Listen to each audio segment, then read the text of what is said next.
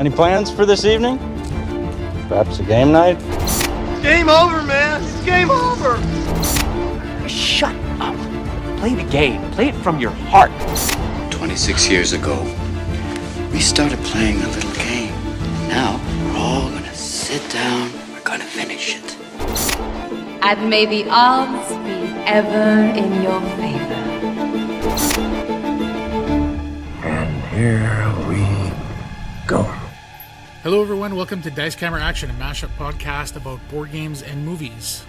I'm your co-host Jason Tripp, and Matt, sand is overrated. The question is, 20 years later, has this movie become overrated? I'm Matt Cousineau, and Jason Tripp, who the heck are you and what are you doing in my house? I want to introduce a special guest today. We have Tim Doloff from Board Game Hot Takes podcast, where they review board games right after playing them and give us their hot takes. I've been listening to the pod for about a year or so on and off and have become a big fan over the last little while. They have great personalities and solid board game insights and reviews. Welcome, Tim. We're super excited to have you on the pod today. Thanks for having me on, you guys. And I got to tell you, when you invited me to the show, I got really excited because I've been into board games for 7-8 years. It's kind of my biggest passion right now. But prior to that, I would say cinema was my biggest passion. And so I really went down a rabbit hole for a good 10-15 years where I just rabbit hole. Do you get that reference? Rabbit hole is the operative words today, I think. But anyway, about 10-15 years where I really went deep, tried to watch everything, every classic that I could found every top 100 list and nice. Really went deep on it. So I love cinema. I love, it's rare that I get to experience something new that really excites me and surprises me anymore. But the movie we're talking about tonight is a movie that came out in a time when I was still getting excited and surprised by a lot of stuff. So it was fun to revisit it. Very cool. Yeah, I'm excited to dive into it with you. So today, speaking of rabbit holes, we're going to be going down the rabbit hole and losing our minds in the process, possibly our memories too, covering a very hot board game from the last couple of years, Wonderland's War, and we decided to pair it with maybe a quirky pairing or a little bit of a I think it fits well. Stretch, but I think it does fit well. We're pairing it with Eternal Sunshine of the Spotless Mind. So both kind of like mind twisty themes, to do with memory, dreams. There's definitely a little bit of madness happening in the game and For in sure. the movie. And hey, we've got some Canadian shout-outs to Jim Carrey here, our boy, who stars in this one. A little bit of a turn for him from his comedic roles. So excited to talk about this, but we're going to dive in as we always do. We're going to dive into the board game here first, Wonderland's War. Yeah, so before we actually do jump into that as well, we're going to do shout-outs. So we're going to take a few minutes and just talk about some of the stuff that we've been digesting lately. Jason, want to start us off? Yeah, so you alerted me to this game after coming back from Gen Con, Matt. It was one of the new games at Gen Con called The Gang. And really simple concept. Anybody listening who loves Texas Hold'em poker, this one's for you. So basically what it is, it's almost like cooperative Texas Hold'em poker, which might sound very strange. But basically, Texas Hold'em poker, you got 7 cards to choose from, 2 that are face down, and sort of 5 community cards, and of those 7 you take the 5 best to make your best poker hand. And typically it's a competitive game, there's money on the line, but in the gang you're working together, so the 2 sort of hole cards, they call them, will be dealt out first, and then you've got 4 chips in the middle of the table. As many chips as there are players. Sorry, yeah, we play 4 players, so it could be 6 players, 5 players. Yeah, the number 1 chip per player. Excuse me. The more the players, the more difficult the game gets. In our case, we played a 4-player game, so there's 4 chips on the table when we played, and the first time we played, and they have 1 star, 2 star, 3 stars, and 4 stars. And based on the cards that only you can see, without any speaking, you have to try and assume where your cards or your hand is in the pecking order. Do you have the strongest hand? Do you have the weakest hand? And so together you cooperatively, and maybe there's some back and forth, some tug, or some non-verbal cues and emotions. And once you settle on that, then you flip up what's called the flop. The first 3 of 5 community cards come in the middle of the table. And then maybe you've got, I had a king and a 5, but a 5 came up. Now I've got a pair of 5, so maybe my hand is better than what I thought. So once again, you'll grab the next color chip and try and cooperatively figure out the order from strongest to weakest around the table. And then that happens again with the fourth card, and then that happens again with the fifth card. And then at the end, when you've all sort of got it figured out, or think you do, starting with the player who thinks they have the weakest hand, they'll reveal their cards. And they'll either be really excited to say, yes, I have the weakest hand, and then you'll go to the next weakest, the strongest. And, of course, one of two things is going to happen. Either you're going to be successful, and there will be much joy and rejoicing around the table, and you will get to unlock one of the three vaults. There's sort of, 3 strikes you're out, 3 unlocks you win. So you're either unlocking a vault if you're successful, or you're taking, I guess, 1 strike, or you're setting off 1 alarm, I guess it is in the game. And so that's one hand. And then you rinse and repeat. You do that again until you have 3 successful tries or 3 failures. And you can add sort of special abilities and characters too that if you are successful, if you're getting too good, it will sort of pull you back, give you a greater challenge. If you hit that alarm, it might give you a boost or something to be more helpful. So I found it pretty cool. It's such a simple, elegant concept for a game, but a lot of fun around the table. There's always a good laugh or a good story to tell at the end of each round. Oh, you got that, or I had it, then you got an ace at the last card, and things could really change. So there was a couple hands where I had the worst hand, and by the end I had the best hand, and it was so confusing. You almost got to see people's chips. Yeah, you look at the in front of each person. They'll have a white chip for pre-flop, and they'll have a yellow chip for after the flop, and then an orange chip for the turn, and then a red chip that represents the river. So when you look at the chips in front of each player, it kind of tells a story. So you're looking at the chips, you're looking at the cards on the table, and you're going, okay, he hit something on the flop, but then it got worse after that, and then he hit something possibly on the river. So chances, and then he started really weak, so he probably didn't have face cards pre-flop. Anyways, it tells a story. You're trying to kind of decipher that. You got to kind of intuit what people have based on the progression of their chips. Yeah, so, and my favorite part of the game is the part where we're fighting for these chips. So like it's hilarious. The cards turn over, or the cards are dealt, and then like I reach for the 4, and then the rules say like no communication. You just grab chips, and you can grab chips from wherever in front of other people, etc. So like I grab the 4, and then Jason's like no, and he grabs the 4, and I'm like, no, I'm pretty sure. Then I grab it back, and there's lots of moments like that. And all of a sudden, somebody else jumps in and they take it. And you're like, whoa, what is that? Where does that leave us? So yeah, there's a lot of silly fun to be had there. Tim, have you played? Have you heard about this game or? I haven't. I'd heard a brief mention of it, and when you started talking about it, you said Texas Hold'em poker, and I was like, I'm all in. And then you said cooperative, and then I said I'm out again. But this actually does sound really fun. Though. Yeah, it's quite intriguing. If you're into poker and you're having a poker night, it's a nice way to start the evening, right, or end the evening, right? Just play a couple rounds of the gang, and then get into the competitive nitty gritty where money changes hands. But I will say, Tim, I am not a cooperative guy at all. And you know what? I just listened to one of your episodes where you guys were kind of talking about co-op games and that. I think it was your poll, and my answer on there was, I had answered the question, and my answer to myself was, I'm fine with co-op games if there's no community decisions being made.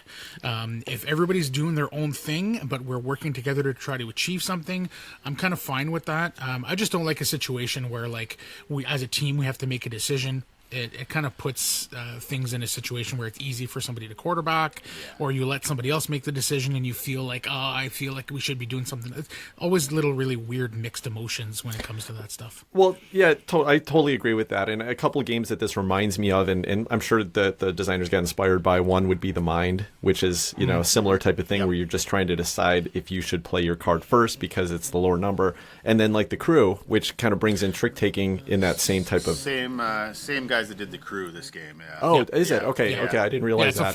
It's a follow-up. So yeah, that is a super fun cooperative experience, and I would be happy to play that anytime. This sounds great. I've got to try this out. I got to figure out if I got a group that would be into it as much as I would, because I'm a big poker player. The other people I know that play poker are not as much into board games, but it works really well for casual poker players. Mm-hmm. Yeah, that's cool. That sounds great. It's a good time. So thanks, Matt. As of recording, it's just pre-order and getting ready to roll out. So by the time this hits the airways, I'm sure it'll be available at your local retail. Might sell out fast though, so if you have a chance, pre-order it because it is hot right now. Right on. Tim, you want to hit us with Shadow? Yeah, what have you been playing? Yeah, so the game I actually got a chance to play last night and I've been playing a bit of lately is called Ticket to Ride: Legends of the West. Ticket to Ride's it's a staple in the board game hobby at this point. Everyone who's listening if they're listening for the board game segment, has played Ticket to Ride in the past. And I got to say, I'm not a big fan of Ticket to Ride generally, but what Ticket to Ride Legends of the West is a legacy version of Ticket to Ride. And so the co-designers on Pandemic Legacy were brought in to work with Alan R. Moon, who is the designer on Ticket to Ride, and they made a full legacy version of Ticket to Ride. Nice. And I'm going to try not to spoil anything, but I'm going to hint at a couple of the mechanisms just to, kind of entice your listeners as to what they could expect here. Because I got to tell you, this drastically changes the experience for me. And I've had a lot more fun playing Ticket to Ride Legends of the West than I ever did playing Ticket to Ride.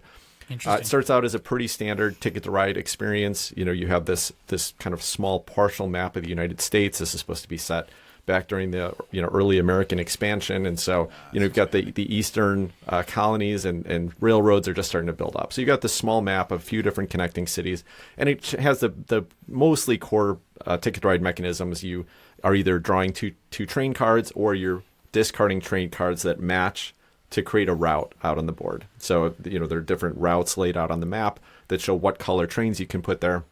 You'll discard the related cards, put your train markers out there, and you're ultimately trying to collect, match these ticket kind of orders that you've got. So you're trying to get certain routes connected across the map. That's basic Ticket to Ride. This works the same way.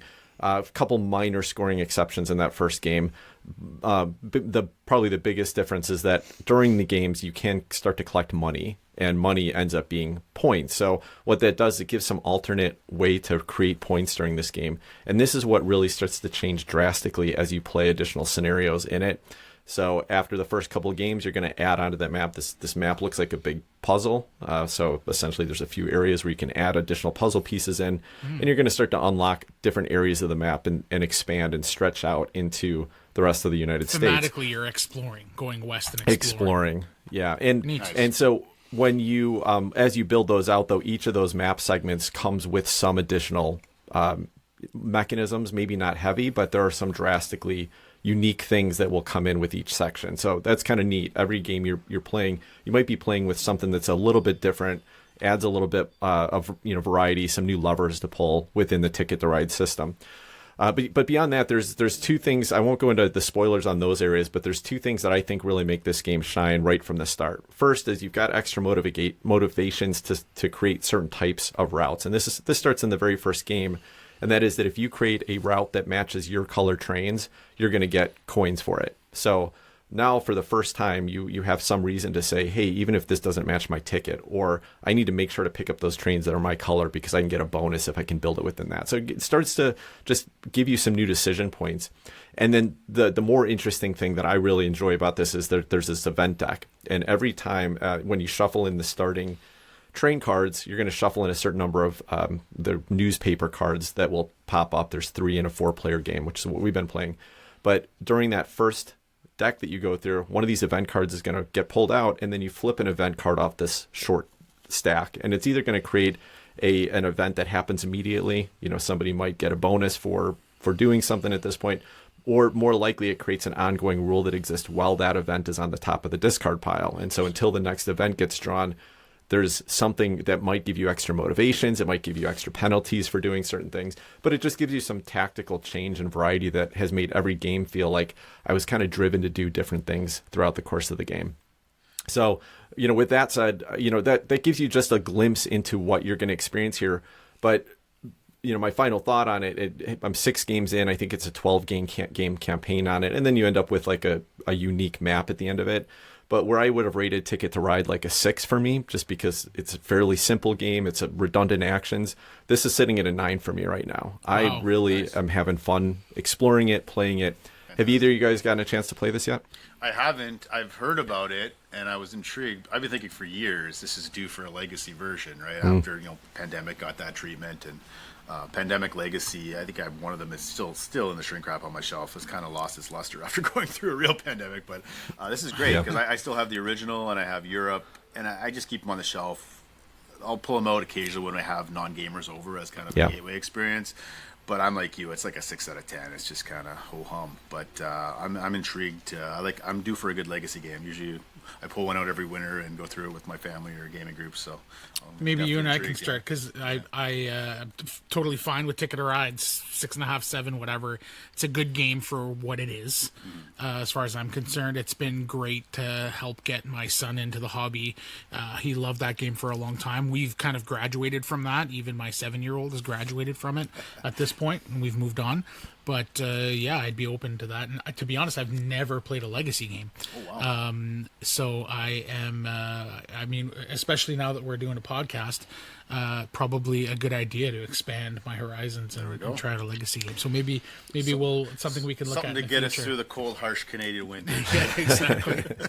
Yeah, so a couple things that I'll add based on your guys' experience. First of all, is that this is probably my second favorite legacy game I've played, and I try to play most good legacy games, things that are high rated. And Clank Legacy right now, the first one. Love that experience. I mean, it's got its flaws, mainly the fact that there's so much storytelling that happens that the game flow gets interrupted quite a bit. But beyond that, I really enjoyed the story that got told. I like Clank as a base game anyway, so it just added to that. I think Ticket to Ride Legacy does the best job of taking what was a base game and turning it into something that feels fresh and new. I will tell you that it gets much heavier pretty quick than base Ticket to Ride. So I've been playing with my parents when they're visiting, and they love Ticket to Ride. They're doing fine, but if I wasn't there to kind of help manage and remind them about all the little things that you got to do and the little decisions, I'm sure that they wouldn't continue with this, even though they're enjoying it. So just keep that in mind. You may not want to introduce this to a gateway gamer because it's going to get pretty heavy for them quick. But I do think it does a great job of bringing the Ticket to Ride, package and to us hobby gamers and giving us something that's meatier and something you can really enjoy. But I do think that, Rob Davio and Matt Leacock obviously did this successfully with Pandemic Legacy, and you can feel Rob Davio's, input into this. He really knows how to give you that kind of the build out, the surprises. There's fun things that show up in this game and fun choices that get added every game that it's great. I'm really digging it. You've definitely hooked me and probably a lot of our listeners, so thanks. Yeah, question on that. Like you say that you've played with your parents here and there. Mm-hmm. A legacy game, as I understand it, you kind of want to play with the same group. That's right. Over and over again. So how does that work? So this, my parents don't live near me, but I bought this for them for Christmas last year thinking they would play it together. But because of the extra overhead of trying to understand how to start with a legacy game, they never got into it. So when I was out visiting them a couple months ago, I helped them get started with it. Okay. Yeah, and so we opened it up with them and started playing. We got through 5 games on that trip, and then they were just visiting. I had to travel for work, and so they came out to spend some time with my daughter while I was traveling. And right before they left, we got a chance to play a 6th game last night. I wish I'd gotten a chance to play more. So they brought their copy with. Now, this game does have a mechanism that allows you to kind of switch. Like if somebody has to sit out a game, it totally handles it fine. So you could play this with 5 regular people, and then you sit out, one game, somebody can't make it to that session, and you get a couple games done, they'll be fine. They'll miss out on the fun that you got out of it, but you can totally do it. I would recommend you try to get the whole campaign done with the whole group. I think you're going to enjoy it more. But that's one of the challenges with Legacy or any kind of campaign game, right? It's getting the right group together, the same people together repeatedly. It's probably not going to be any different here, other than the sessions are taking an hour or less, so you can get 2 or 3 sessions done in a game night pretty easily, and that's nice. It means that you really could get this done in probably 4 sessions or something like that. Nice. Now, Tim, I know with some Legacy games, once you're done the campaign, that's it. That's all. Can never touch it again. Some you can continue to replay it as standalone. Can you do that in this case? Or yeah, for sure. Yeah, I'd say this is probably closest from what I've seen to like Clank Legacy. When you completed that game, you had a unique board that was it's going to be built out a little bit different. You're going to have some different cards that have been unlocked, and you'll be missing some cards that other people have because they got ripped up or whatever, right? But you do have an experience you can still play afterwards. Ticket to Ride Legacy looks like, based on what I've read, does the same thing. And what we're building out here is pretty cool. We're having an impact on this world that's building out. For example, we were joking last night because I made Duluth into a large city, which of course Duluth is not a large city, but it's fun. Our little United States, our alternate reality United States, is going to be built out a little bit differently. And so, yeah, apparently it's going to be a playable game, and I think for me would be a more fun playable version of Ticket to Ride than the base game would. Sure. Unlike something like Charterstone, I don't know if you guys ever tried that. But Charterstone was a fun legacy experience for me. I liked the build out of it, but I did find that the post game, even though it gives you a map you can play, some of the core mechanisms just don't work outside of the campaign setting. And so I don't think this is going to fall in that way. I think this is going to be a very fun playable game after the campaign's over. Nice. Yeah, Charterstone was fun, but I agree with your assessment there. So cool. All right, so for myself, this is a little bit of a tricky game to explain. I'm going to do my best. It's a very simple, short, I want to say like 20, 25-minute game. Not sure if you've heard of this one, Tim, Far Away. Have you checked that out yet? I've seen it, haven't really looked into it too much. Okay, so it was another Gen Con. It was released around Gen Con. I'm not sure if it was available a little bit before or not, but either way, I picked it up at Gen Con, and it is a really neat little card drafting game, a little bit of a tableau building as well.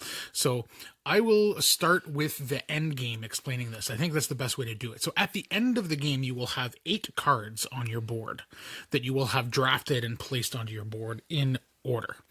What you're going to do is you're going to flip them face down, and this is how you score. Then you flip over that the very last card that you drafted, and it will have some, different iconography on it. Generally, in the top of the card, it'll have some icons, and at the bottom of the card, it'll have some scoring criteria. So it might say, score 3 points for every night card. The cards are either night or daytime. At this point, you only have 1 card showing. So if that card happens to be a night card, it'll score those points. Scoring those points often even has a little bit of a prerequisite. So it'll say you have to have 2 yellow icons and a red icon in order for this to score. So again, at this point, you only have 1 card showing. So there's a very good chance that that last card often scores 0 or just a couple of points. So then you flip over the next last card that you drafted, and now you've got 2 cards showing, so it's giving you a little bit more to work with in terms of scoring and prerequisites, etc. So then you're going to continue to flip over these cards, and there's, I want to say 4, 5, maybe 6 different types of icons, different types of cards, and then each card will have prerequisites citing other cards and other icons for it to score. Does that make sense so far, guys? It's a tricky one to explain. Clear as mud. So you're flipping over these cards, starting from the last one that you drafted, all the way to the very first card that you drafted. So they have to stay in that order? Can you manipulate them to maximize cannot. scoring? No. Oh, okay. Yeah, so it is tricky because you really have to rewire your brain a little bit when you're playing this game. You have to remember? Is it as soon as you draft it? No. Face down? It'll stay face up, and then when you're ready to score, you're going to flip all your cards face down and then score them one at a time. Gotcha. But during the gameplay, they're going to be face up. You can reference everything and take a look at what you got. So if you go back to kind of the beginning of the game, you're going to start with a hand of 3 cards. You're going to choose one to play. Everybody plays it face down, and then you reveal it simultaneously. In the top left corner of each card is a number from 1 to, I want to say, like 55 or 60. And then whoever has the lowest card, which generally is weaker, it'll have less icon, less ability to score, etc., will be the first person to draft from the cards that are on the table, available for drafting and whatnot. So if I played a 10 and you played a 14 and Tim played a 55, then I will draft first, then you will draft second, and Tim will draft third. Okay. He'll kind of grab from the scraps that are left over. So there's a little bit of a strategy there as well. Domino style, right? Yeah, exactly. Yep, that's right. Yeah. So there's a little bit of a strategy there as well. If there's a card you see on the table that you really need, then you might look at playing a lower numbered card, so that you can go and grab that card. Yep. And that happens often because there's a lot of times where the first card that you play says that you need 5 blue icons to score like 20 points. Right? And then you're getting to the mid game and you only have 3 of those blue icons. So now, as soon as one of those blue icons shows up, you're going to try to snag it as quickly as possible. So you're going to want to try to play a lower numbered card so that you are the first to draft. So there's really just, for a game that's super simple of like looking at your cards, what do I need to score this? The ability to do that and build a tableau that's actually going to score you well is fairly difficult, and very interesting interesting because you're kind of, again, rewiring your brain to sort of work backwards for the scoring mechanism. The last mechanism that I think is really cool is that there's this other kind of card, a little, it's a tiny card. I don't even know the dimensions of it, but I want to say it's like 2.5 inches by 1.5 inch or something like that. And these cards, there are map icons on the main cards. Anytime that you play a card that is higher than the previous card that you've played, okay, so that number in the top left corner, you get to draw one of from this stack of little cards. And these cards also have icons. They're either night or day. A lot of them don't have any color specifically, but they'll give you different icons and different things. So it's a kind of a way to cheat out So that's extra. another factor, try and squeeze out a few more points throughout the course of the game. And then there's map icons that show up sometimes on your main cards. And for every map icon you're showing, you get to draw an extra one of these special cards. Yep. You still only get to keep one, but if you have 3 map icons on your board and you play a higher number than your previously played card, then you'll get to draw 4 cards, 4 of those little cards to choose from. So it just gives you way more flexibility. Yeah. And those little cards, those like special cards, they're always face up. Okay. So that will help you score your first, or I should say last, Right. You know, Working the your way first back, cards that you're revealing during the scoring.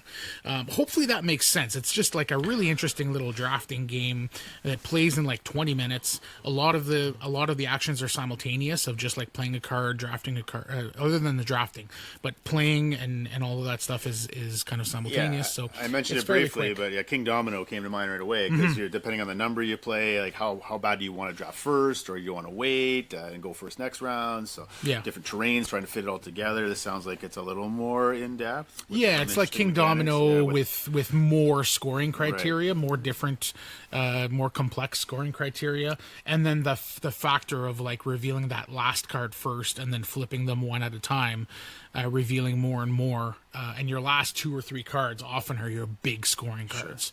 So setting that up is fun. What I really love about this game is that like dopamine drip you get when you get to that scoring and seeing how well you did, and when you get to your last 2 or 3 cards and they like score huge, that's a huge payoff. That is a lot of fun. Yeah. So Tim, did any other games come to mind when Matt was explaining? Interestingly, Faraway came to mind because I had forgotten the name of it, but as he started to explain it, I realized I'd actually played this game twice before.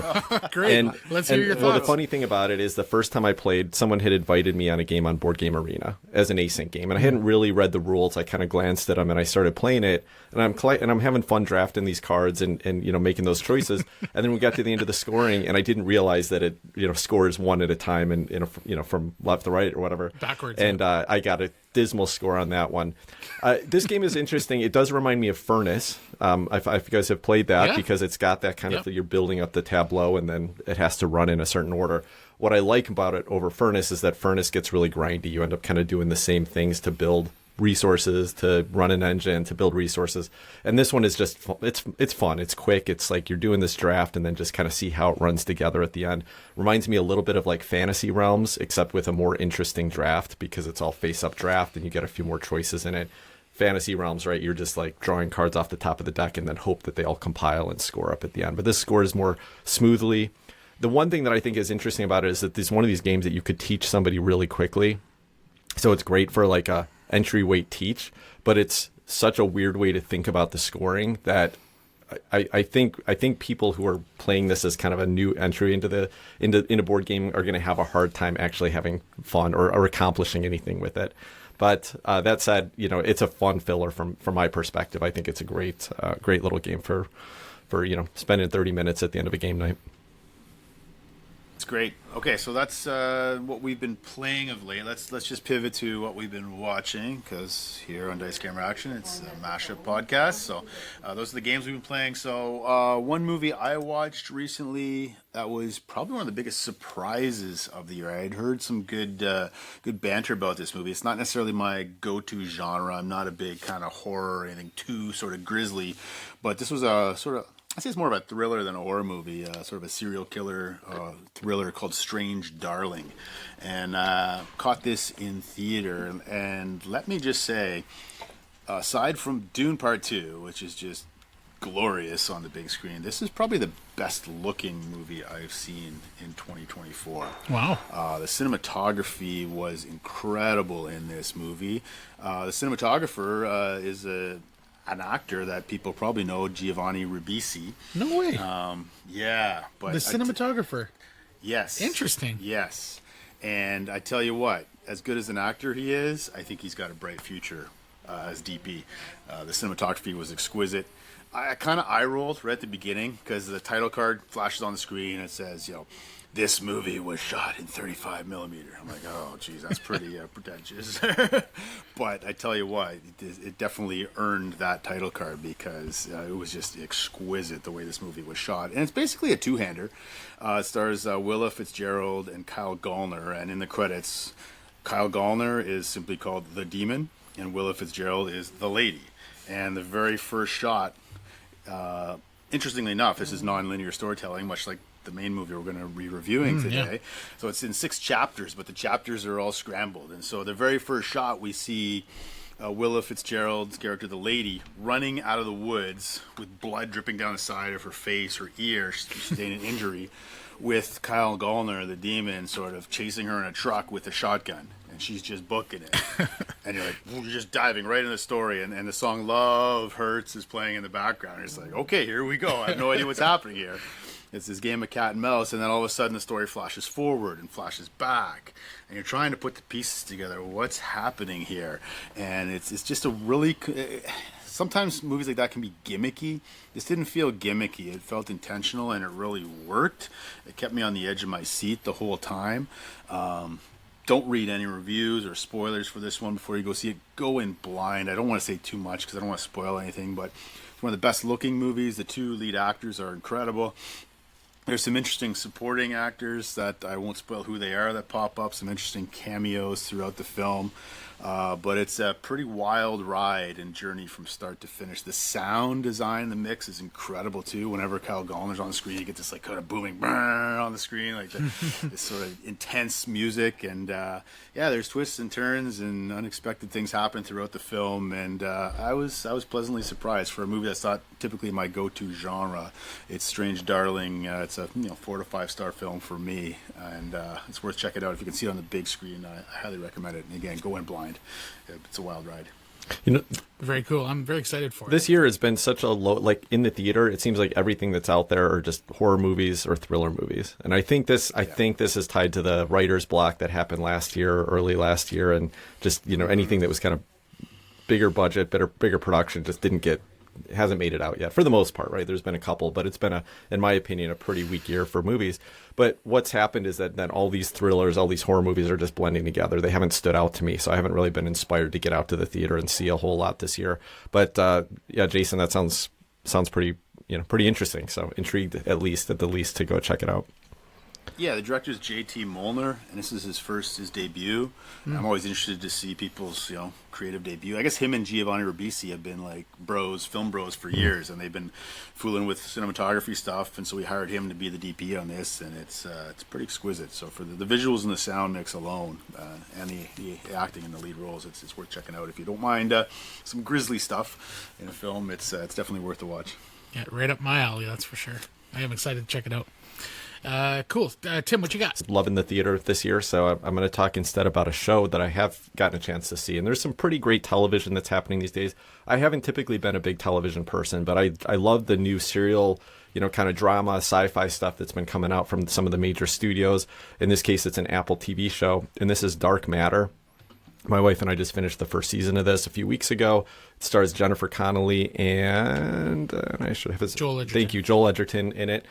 Huge Jennifer Connelly fan myself. I've been a huge fan since I was 12 years old and saw Labyrinth for the first time, and I've been. Haven't we all been? That's right. My childhood crush. Yeah. Well, same here. So no, she's mine. You can't have her. So this was, I think.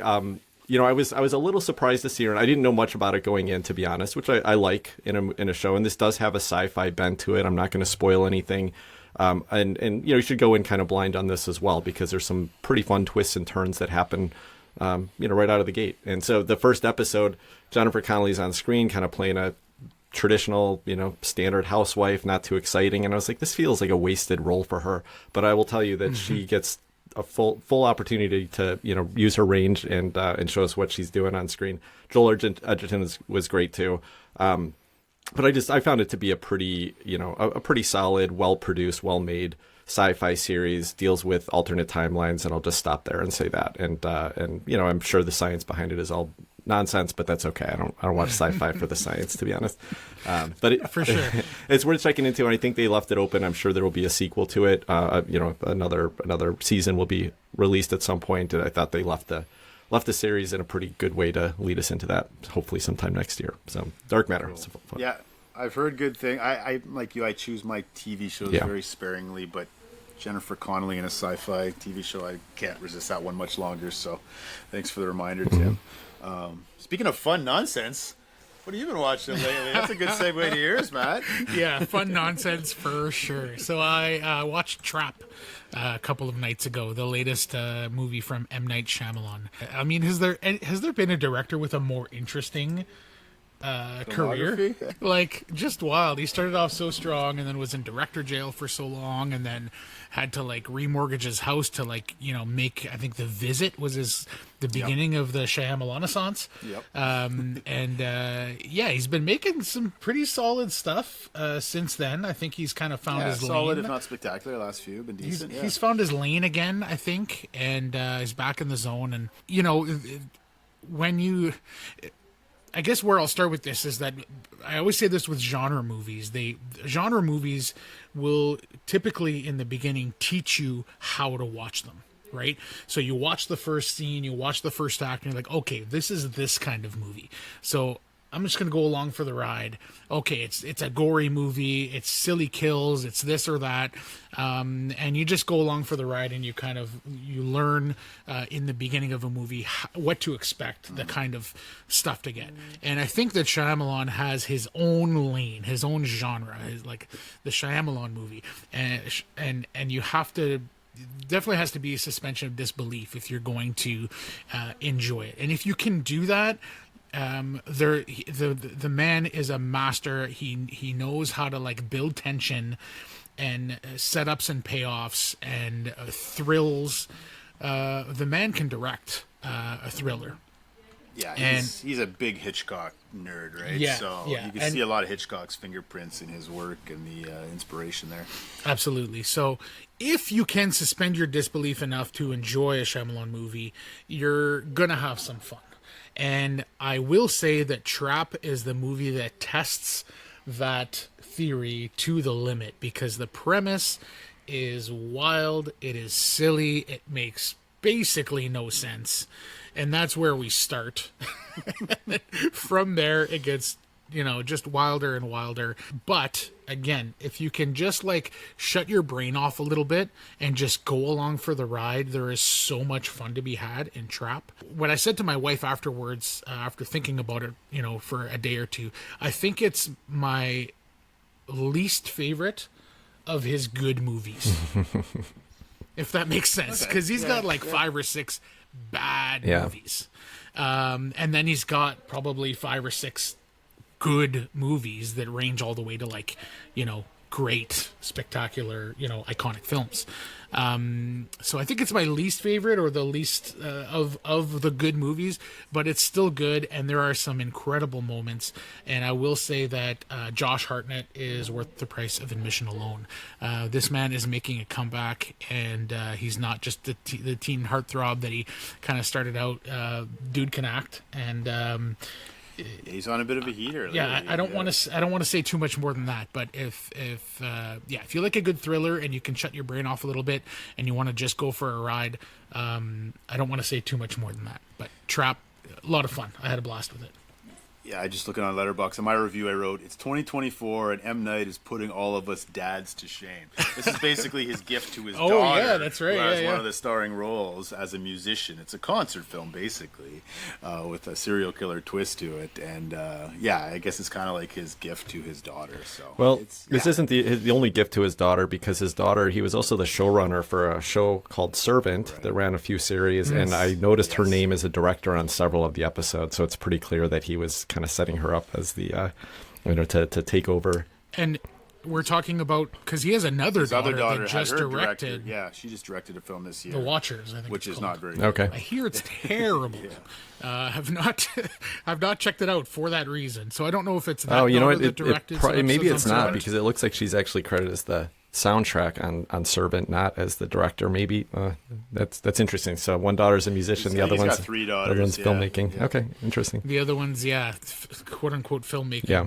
I hear it's pretty rough. This is I haven't checked this it movie out. is going to be, as most M. Night Shyamalan movies are, is going to be high on my list to watch when it's on streaming sometime next year. You know, it's like my Totally wife fair, and I will yeah. probably enjoy it just fine, but I'm not expecting too much out of it, and I usually don't mind the time I spend with it. Usually some fun scenes, some fun characters, and likely to be. What's your guys' favorite M. Night Shyamalan movie? What do you think still stands out as the best of his? For me, it's still The Sixth Sense. Okay. It's his original. I think that's still that and Unbreakable are my top 2. Signs is awesome until it's not. Last 10-15 minutes. Probably Signs. I agree that the very the ending end infuriates. is pretty rough. But I just had so much fun with the concept of like this huge world event through the eyes of just a small family on a small farm. And how they have to deal with it versus like Independence Day, right? Like it's just like two sides of the same coin. Really? You're going to land on a planet that's the majority of water and that's your kryptonite? Like, come on. Swing away. Well, that's what he does wrong, right? Spoiler. Most of the time is he gives us a twist and it doesn't really pan out. But Signs is my favorite as well, and it's to me it feels the most like what Steven Spielberg would have made. You know, the introduction of the characters and the setting at the beginning, the little glimpses you get, and whether you don't know whether or not it's just a fraud or whether it's actually true aliens until that scene where Joaquin Phoenix is sitting in his living room and he sees a screenshot from Brazil, and an alien actually walks by on the TV, and he just jumps out of his seat, and the next thing you see is locked in a closet with a foil hat on because he realized how scary this all is. I think it does such a great job of all that setup, and like you said, until the end. But I think it's worth sitting through anyway. Yeah, I mean, it's good. that ending is such a small part of what makes of like, for me especially, so many people I find rely on a good ending to make a good movie, and I think for me it's a small part of a movie. You gotta appreciate the ride that you're going on as well, and like the thrill that is Signs is just like so much fun, and it is hilarious. It's quite rewatchable Yeah. as well. Yeah, there's so many incredible moments of tension and terror and laughter, and there's just so much going on in that film. And maybe the best M. Night cameo in his own movie. Specifically in his movies. Yeah. Right? Yeah. Not bad. Yeah, A that significant scene, role. He has a that significant scene role with in that his movie. wife is like heart-wrenching and incredible, and it's just like so much fun to be had there. Yep. Yeah. All right, let's get out of the rabbit hole. This is not an Okay, M. sorry. Night podcast. But I could go on it forever with M. Night. One of my favorite filmmakers, like despite his flaws, one of my absolute favorite filmmakers. Let's move on. So let's get to our. You to some more filmmakers. Well, I did want to just say really quickly, you asked the question, or said that the ending wasn't the most important part of a movie, and I might agree with you, but I also want to ask, why not have it all? Why can't you have the great, the setup and then also a great ending? And that's where a great That's film why The comes Sixth together. Sense is my favorite to this day, because It does. That's the twist of all. You're right, and it It's does pay off, and perfect even ending. on and when you go rewatches- back to revisit it, it's like wow, you start connecting the dots, right, and seeing things you missed the first time. That's true. Yeah. Unfortunately, I had that one spoiled for me, so I never got that experience. Yeah. So that's That can ruin probably it. the That's probably main right, reason that it's not my favorite, despite like loving it and appreciating it. It's a great film. I think that's probably what. But I think you're absolutely right. It's like it's probably what takes a movie like that for me from like 9 to like an 8.5 or something. Like I'm just making up numbers here, but it takes a little bit off the top. But It's nice when a film can stick the landing. yeah, absolutely. Okay, so let's get out of the rabbit hole and jump into a different rabbit hole, which is our feature review on the board game side of things today. We are reviewing Wonderland's War. Before we jump into it, are there any other pairings and or movies that we could have considered for this theme? Or movies to pair with this game. Yeah, or vice versa. Anything jump to mind, Tim? Well, I mean, the clear choice would have been something like, well, I'll tell you, the second Alice in Wonderland, what was that called way back in the 80s? Was it Through the Looking Glass? No, that's the newer sequel. Anyway, there was a sequel to Alice in Wonderland. I can't, like the animated? No, it's a live action one. And I'll look it up here while we're talking. I'll get back to you on that in a second. Sure. But I did think that the first option, when we were looking at Eternal Sunshine and talking about an alternate game with it, is that, are you asking that question? Are we getting to that, or are we just talking about the... Yeah, no, either way. Because I got a game in mind too, but I just pre-ordered it. That's the thing. We talked about Unconscious Minds, and unfortunately, it's not... I just pulled the trigger. It's not available, or it wasn't available for us to play at this point, but I think that would have been a really, really cool mix with this. I'm really fascinated by this game. I just pulled the trigger on a pre-order, and I can't wait to get it to the table. Just kind of analyzing dreams and whatnot. That would have fit perfectly. But yeah. No, I think we did well, though. Having played the game and revisited the film, there's some interesting thematic ties and crossovers. So let's go down the rabbit hole, Matt. Take us down the rabbit hole. All right. So Wonderland's War, published by Druid City and Skybound in 2022, designed by Tim and Ben Eisner, as well as Ian Moss. Plays 1 to 5 players. Plays in it says here 45 to 125 minutes. I guess it depends on the player count, because it is a game that's just straight up like turns per player, basically. The weight on BGG is 3.03, so just a hair over 3, and currently sitting at 8.1 rating on BGG, which puts it at 144 overall. So we'll do a very quick rundown of how the game plays. So essentially, there are 2 phases to the game. So this is a little bit of an area control game.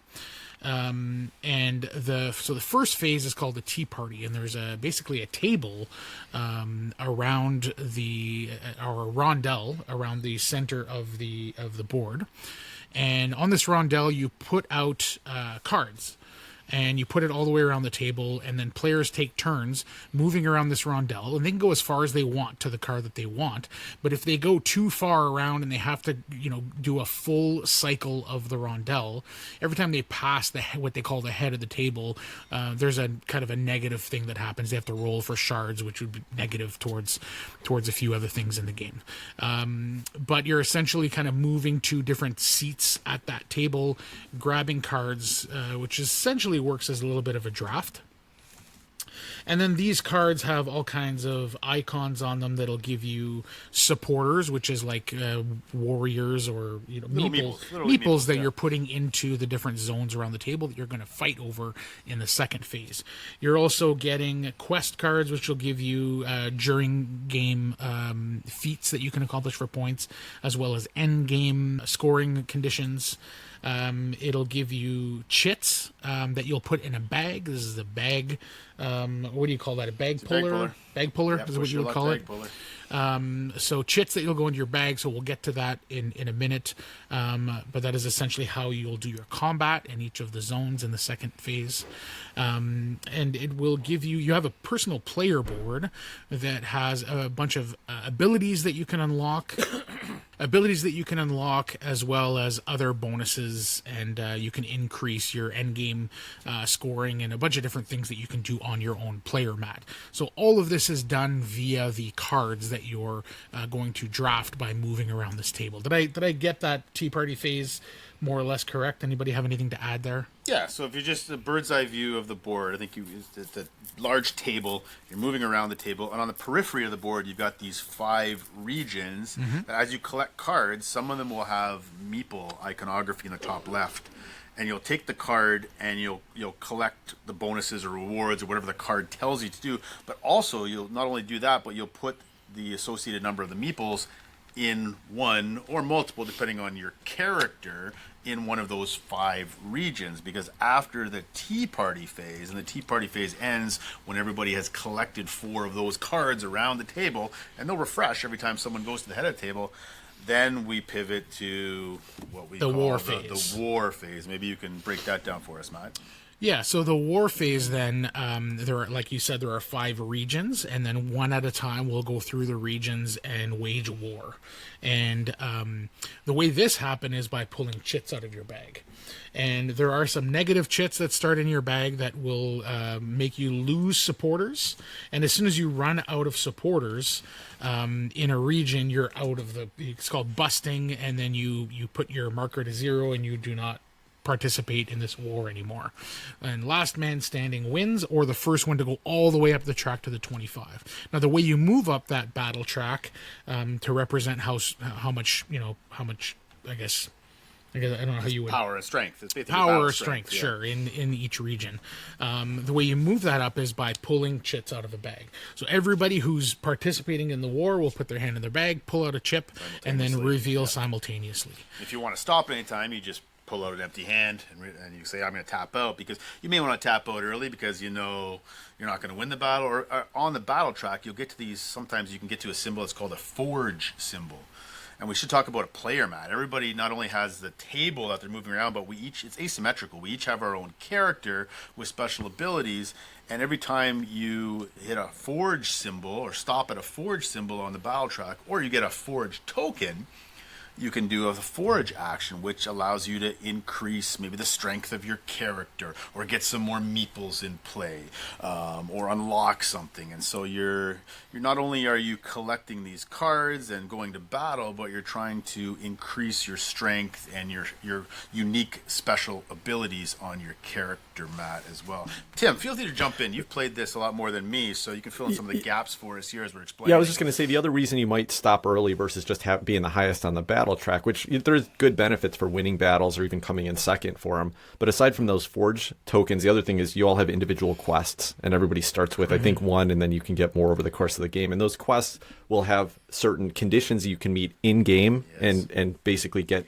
half of the benefit for it. And so some of the benefits might say stop on a 6, or stop on a forge token or whatever. So you're kind of motivated for a number of reasons, which I think is one of the special parts about it, because the thing is like, and I'm sure you guys will have some thoughts on this, but the risk of making a game just about pulling, taking random shots and being the highest on a track can be really painful when you are not, like when you just have a bad pull.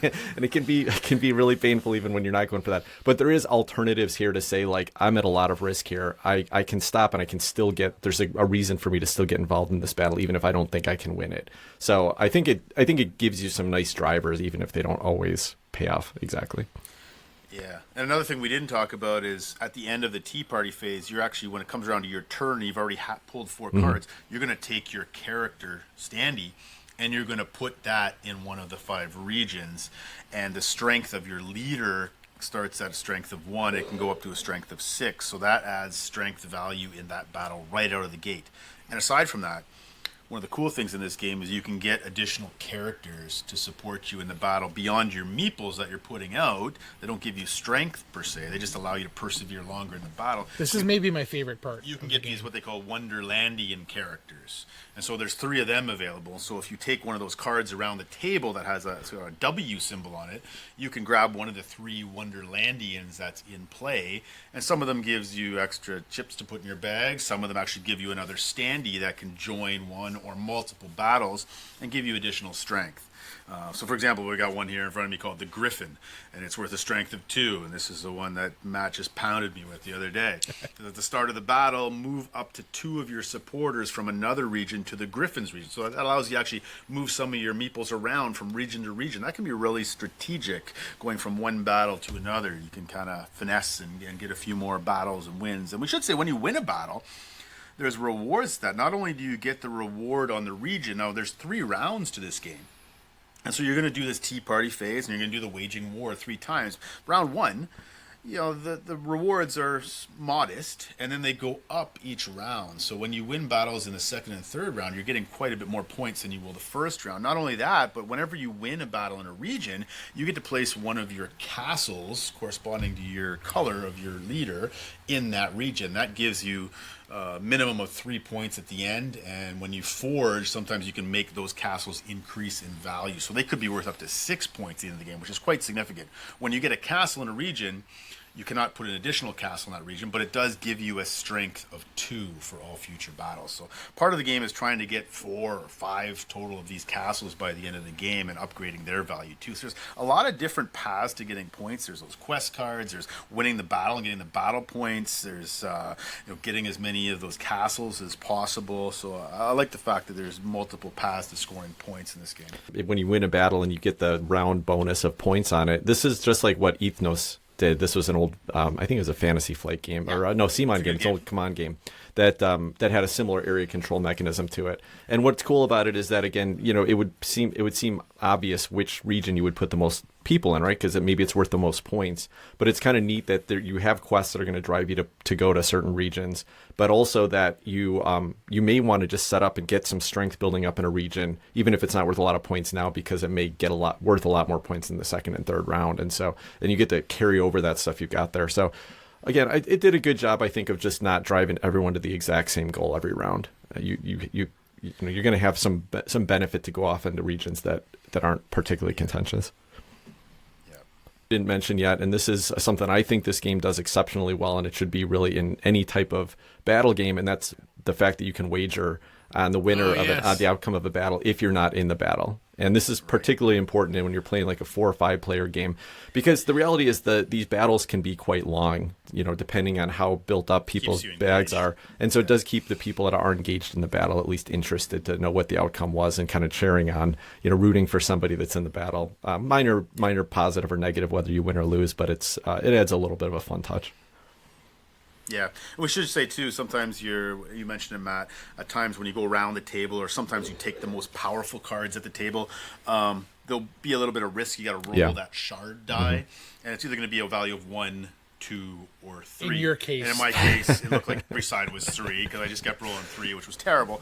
And then at the end of the tea party phase, whoever has the most shards, you get to add one of these madness tokens into your bag. So the more madness tokens you have, the more probability you're going to pull that out of the bag during the battle. And each time you pull one, you're going to lose one of your supporters in the region. So more risk that you're going to basically bust or go mad. When you get 4 of them, then you got to refresh and everything goes back in your bag. And so you don't want to collect too many of those shards. It's kind of risk and reward. Oh, I want this card, but I got to roll the die. I don't want to have the most shards, in which case I'm going to have to take another madness token.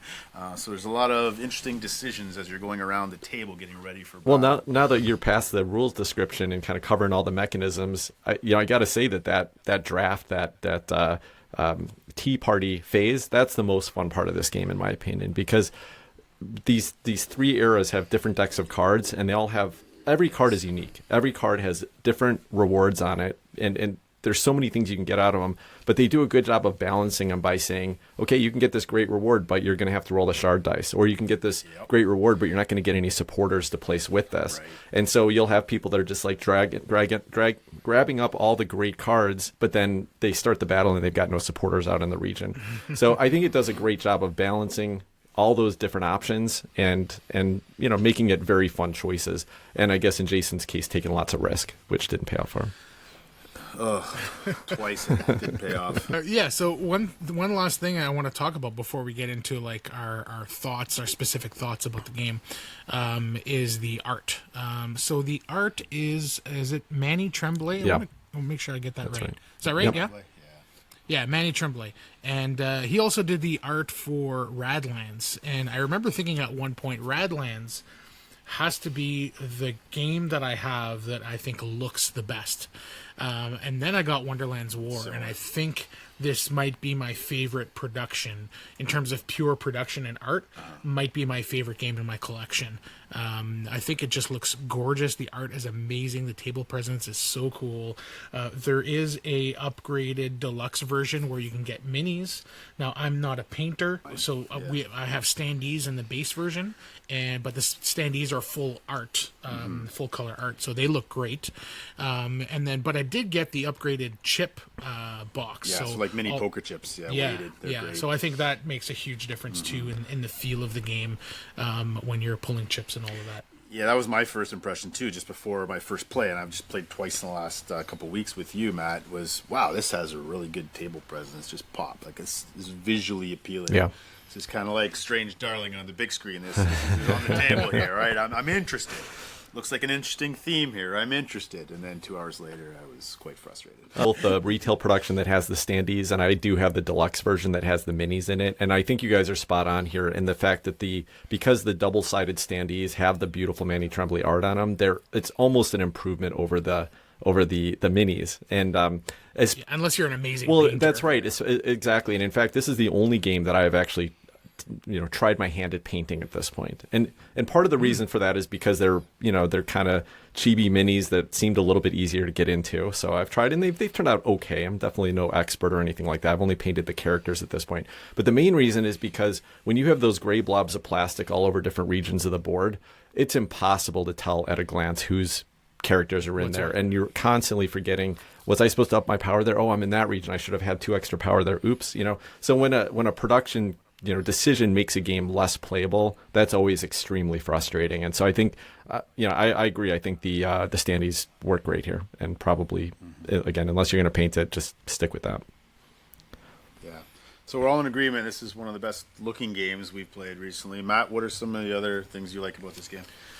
I think I'm right there with you, Tim. I think the meat of this game is in the Tea Party phase, because in a huge way, the war phase plays out mostly based on how you set yourself up in the Tea Party phase, and how players have set themselves up. And there's obviously some decision making and pushing your luck in the actual war phase, but you kind of set yourself up in such a way that maybe you don't have to push your luck as much in certain regions. So yeah, I think there's the Tea Party phase is where it's at for me in terms of the most fun. Those decision points of how far to go around the table so that I don't take on too many shards based on going around too many times, which cards I'm selecting. When you're selecting a card, you're looking at how far am I going to go around the table. Is that going to impact me negatively in terms of shards? Maybe, Jason, you should think about that. The cards that you select, a lot of them will have the shard dice on them. So, yes, those are probably stronger and they get you more stuff or better stuff, but you have to roll the shard dice once or twice. And in your case, that gets me 6 shards. Either 3 or 6 shards, yeah. One of the 6 sides is 3, and I half my rolls were 3s last night. It was terrible. You should switch to a game where you want to roll that 6. But yeah, you're considering how far you want to go. You're considering which one you want, how much risk you want to take. There's just lots of consideration there. Each card will get you some chits, will get you some abilities, maybe a Wonderlandian. Some of them just straight up give you a castle in a region. But the big thing that you're mostly doing there is putting supporters into these regions, putting your meeples into these regions where you're going to wage war, and that push and pull, I think, for me, is where most of the fun lies. And then similar to what I said in Far Away, when you get to reap the rewards of decisions you made earlier, and I find that's very satisfying, and in a way that is just like really crunchy in this game for me anyways. What about you, Jason? I know you Yeah, I played twice, and push your luck games, love hate. I mean, because it's always going to be, you can think you have a good strategy in place, but if you're in a battle, it's the last battle of the game, and you're up 10 strength out of the gate, but you grab 3 madness tokens in a row, while your opponent named Matt grabs a 6, a 3, and 3, and overtakes you, and he wins the game because of that. It leaves a sour taste in your mouth. Now, maybe I could have done things differently before that, but what I really love about this game is I think this is a game that is highly replayable. Because it's asymmetric. We haven't really talked about this, but you got 5 characters in this game. Right. You can try a different character every time you get to the table, and each one has a unique special ability, and each character has 4 ways they can upgrade and unlock a special ability. which are unique to those players, those leaders. I think that adds some interesting elements, and probably one or two of those are quite strong, I think, on each player in my limited gameplay. So it's critical you get one or two of those unlocked early on, and so that's interesting. Just the fact that you can, play a different character each time. Oh, I played the Queen of Hearts. All right, that was fun. I'm gonna play the Mad Hatter now. Let's see what that experience is like. So you can repeat that at least 5 times, right? So there's you can say, I'm gonna go for a lot of quest cards this game, but you can't really put all your eggs in one basket. You gotta diversify. You gotta say, okay, I gotta get some quest points, but I gotta at least get one castle in the first round, and I'm gonna do this, gonna do that. I gotta get some standees. So there's some it's an interesting mix of things that you can go for, and so don't get caught up, I would say, in one thing, because there's no magic sort of golden ticket or magic bullet that's a key to victory here. You gotta kind of see what the other players are doing too, which makes for some good interaction around the player board. It's definitely not a heads down game. Yeah, a lot of interaction. Yeah, and Jason, I know you. It sounds like you had some frustration with the bad luck of the draws, the bad luck of the shard dice, and I agree with that. I've been hit by that really bad in this game to an extent where it felt like there's, I'm the second round in, and there's no way that I'm going to be able to come back from just. Well, that's how I felt, like, because at the end of the first round, I only had one meeple left on the board because I didn't get a castle. I'm like, and we're not getting into like dislikes, but I would have liked to seen some sort of mechanism where there's a catch-up mechanism. Like in the Quacks of Quedlingberg, another bag puller, there's a mechanism that kind of keeps it tight at the end. Whereas after the first round, I'm like, I have no chance to win this game, but I'll do my best to kind of get back in it. And I agree with that. But what I can tell you is that I've seen people that seemed like they were out of the game and could not come back. And maybe they couldn't do it by winning battles because they just started too far behind. But they could potentially do it by starting to just go after quest cards. And there's a lot of potential end game points there. So I'm not saying it's easy, but I have seen that happen, which is nice. And I like that there's a variety. You can be in the last round and think it's a clear winner, and then those quest cards start getting revealed at the end, and all of a sudden, wow, somebody was doing some work that I wasn't even thinking about this time, and they were focusing on picking up quest cards instead of picking up extra chips for their bag and stuff like that.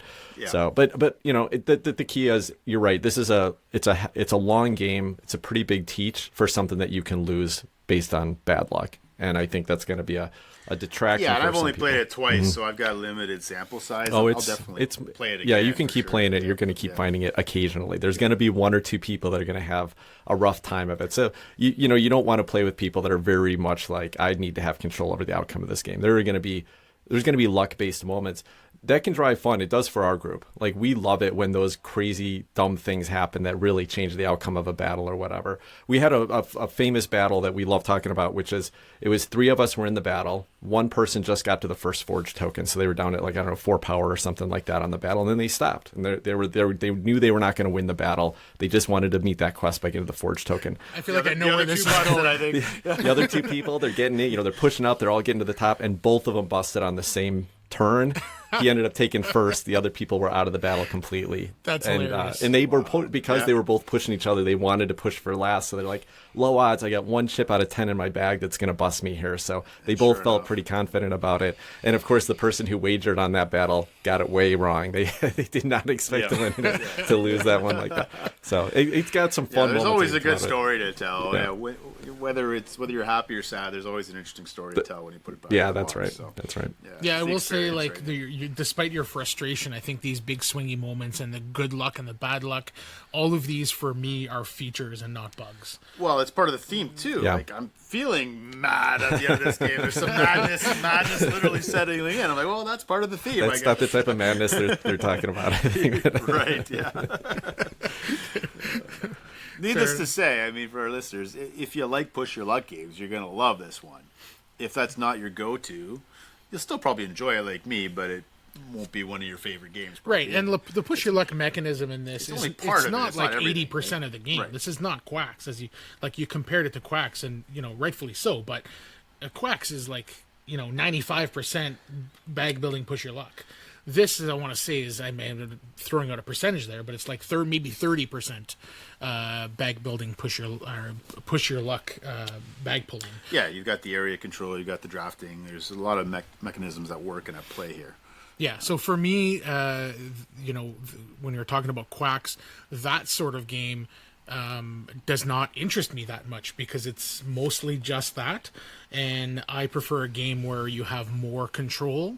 over the outcome, but with moments of, just good luck, bad luck. Some things can happen, and it could be wild and have, laugh out loud moments and have a lot of fun. Yeah. I'm okay with that as long as that's not like 90% of the game. No. Yeah, the only reason I mentioned quacks is because I wish this game would have had some sort of mechanism to keep it tighter in the third round. Because it seems, and again, only two plays, seems like there's going to be one person that's probably lagging behind. And I was able to salvage third out of fourth last night because I had some quests, but I knew early on I was like, I'm not going to win. Yeah, despite your rough start, you stayed in the game. You were still involved. You were still. Well, of course. I'm not going to tap out. I'm not going to be that guy. No, but I mean, score-wise, you weren't.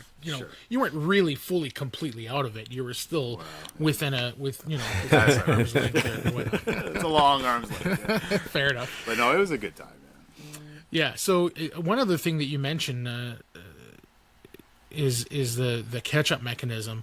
The way that maybe I'll let you explain this part, but you're talking about how you were going first in each round. Yeah, so sometimes I'll get a game. I love this game, but I'd like to add a little house rule. You guys ever do that? And so my house rule for this, so I had Alice as my character. And Alice's ability is she can go counterclockwise around the table. So you're not competing to get those early cards on one side of the table. You got the whole other side. The world is your oyster on that side of the table. But because I was in last place after the first round, whoever's in last, I think you were last for the first three rounds. Exactly. Or the first two rounds at least. Exactly. That means I get to go first. Now they say first is an advantage because you can scoop the card, but if I'm going the opposite direction, that's no advantage to me. And going first is sometimes a disadvantage because you have to be the first to put out your character in a region. I'd rather go last and see what everybody else is doing, how they're aligning things for battle. So I would house rule, and if you're playing this game and you want a house rule, take it or leave it. I would say if you're in last place, you don't go first, but you get to pick the turn order. So you can pick if you want to go first, second, third, or fourth. And that might add a bit of that catch-up mechanism. Yeah, you've played more than us, Tim. What are your thoughts on at least with this that whole going first, going last thing? Being that big of a deal either way. I agree Alice is going to get the least benefit from it. I think it is a clear benefit if you're the other players because you get the first choice without having to jump over them and roll dice. Definitely, there's a lot of drafts where people that are all coming from the same direction on the table. There's the one card that everybody wants that time. So I think going first generally probably is a positive. But I also get what you're saying, Jason, that having to going into the war phase, I'd like to go last though. Yeah, that makes sense. Yeah. Makes sense. Because I was sitting to Jason's right, and so that meant that I was going last for most of those rounds, and I had the Queen of Hearts with the ability unlocked that when I put my queen into a region, everybody else there loses a supporter. So there was twice where I went in where somebody was limping in to try to maybe get some second place points or just try to you're going to get involved in battles for a multitude of different reasons, even though you have no intentions of winning. But I was able to put my Queen of Hearts and remove a person from the battle completely. If they only had one supporter in there. I did that twice last night, which was a big advantage because I went last. I was able to read the board, see what was up, and place my queen in a specific reason for that. So maybe it was amplified in my case because I was Alice. I just spotted that, but just food for thought. Yeah, asymmetry. I'm kind of curious what you guys thought about that with the characters, because one of the fun parts about a game like this, like you said, it adds to the exploration because each character plays differently, and not only that, but you're not going to get to use all their abilities every time, depending on whether you focus on unlocks or whether you're focusing on, using their base ability to the best advantage or whatever. They're very different. But I understand that the game is the base game has some actual balance issues with it, and I like to say that I've heard that too. I like to say that asymmetry is going to drive the opportunity to say some of your characters are going to be easier to play than others, and then you can kind of see what as the player who's got the harder ability to play, is a fun puzzle for you to try to get out of, or do you feel like you're behind starting with that? And that's probably how I would have perceived this game even after a dozen plays, except that apparently there's even statistics about it to the point where the publisher went and reprinted some updated mats on two of the characters to try to balance them out a little bit. So, and that's not uncommon. Yeah, that happens. If I had to guess, I don't even know what they are, but if I had to guess, I would say the Mad Hatter needed to be nerfed maybe a little bit. Am I right? That's right. Do you know what the And the then weak I one would was? say that the Well, I played twice, and Matt insisted in a 4-player game we don't use the Jabberwock because he thought Jabberwock was the least powerful. That's considered the least. Yeah, that's considered the least okay, so powerful. right on. Yeah, Okay. Which, so for me, a lot of the time, I like to play to have a little bit of a disadvantage, especially if I'm teaching new players or whatever. So I've played the Jabberwocky probably more than any other character at this point, and for me, it's a fun challenge. But I also don't like knowing. Like, if I didn't know that they were considered unbalanced, I would be totally fine losing more often. But knowing that that's statistically proven that one of them is too powerful, that's frustrating to me. So I did get there's an upgrade pack that the publisher offers, so I did pick that up and have had a chance to play with it once. I don't know how much of a change it made, but it's good to know. Maybe I'll seek that out because spoiler alert, I absolutely love this game, and I think I've played 5 times now. I played it 2 or 3 times when I first got it. Didn't play for about a year for whatever reason, and then played twice. And there is the in the beauty last of this podcast. week It gets or the so. game back to the table. yeah. So, and these last 2 plays, I think, put it over the top for me. I've had a complete blast the whole way through. Yeah, he won both. Plenty of my favorite games I do not win often, so I'm sure it's a factor, but no. I was just having a blast the whole way through. The drafting, the table, A blast the tea at my party. expense. Oh, you rolled a 3 again. Ha ha ha. Learn how to roll dice, Jason. So let's get into really quickly our favorite part or mechanism in the game. I'll start. For me, it's the Wonderlandians. I just love the puzzle of like early spotting a Wonderlandian and maybe building a strategy meeples from other zones. And I had a lot of fun with that. And I also in that game ended up getting the Griffin's Feather tokens in my bag, and when I pulled one of those, I also got to move 1 meeple. So basically, I was moving meeples all over the map throughout the battle, and that was just really fun. It was sort of like brain burny because I was like, I got to put it over here first, and then I'm gonna move them over there, and then when my Griffin moves, I'm gonna be able to pull 2 more, and all this math was going on in my head. But that puzzle was really fun for me. And then last night I got the Walrus. And what the Walrus does is he gives you 2 strength to start off with. And then if you win in that zone, you get a bonus 3 victory points. And you get to put your castle that you've earned in any zone. So you just kept loading up one region, recognizing I'm just going to keep winning in this region and throwing castles out in different regions. And it was hard to stop you.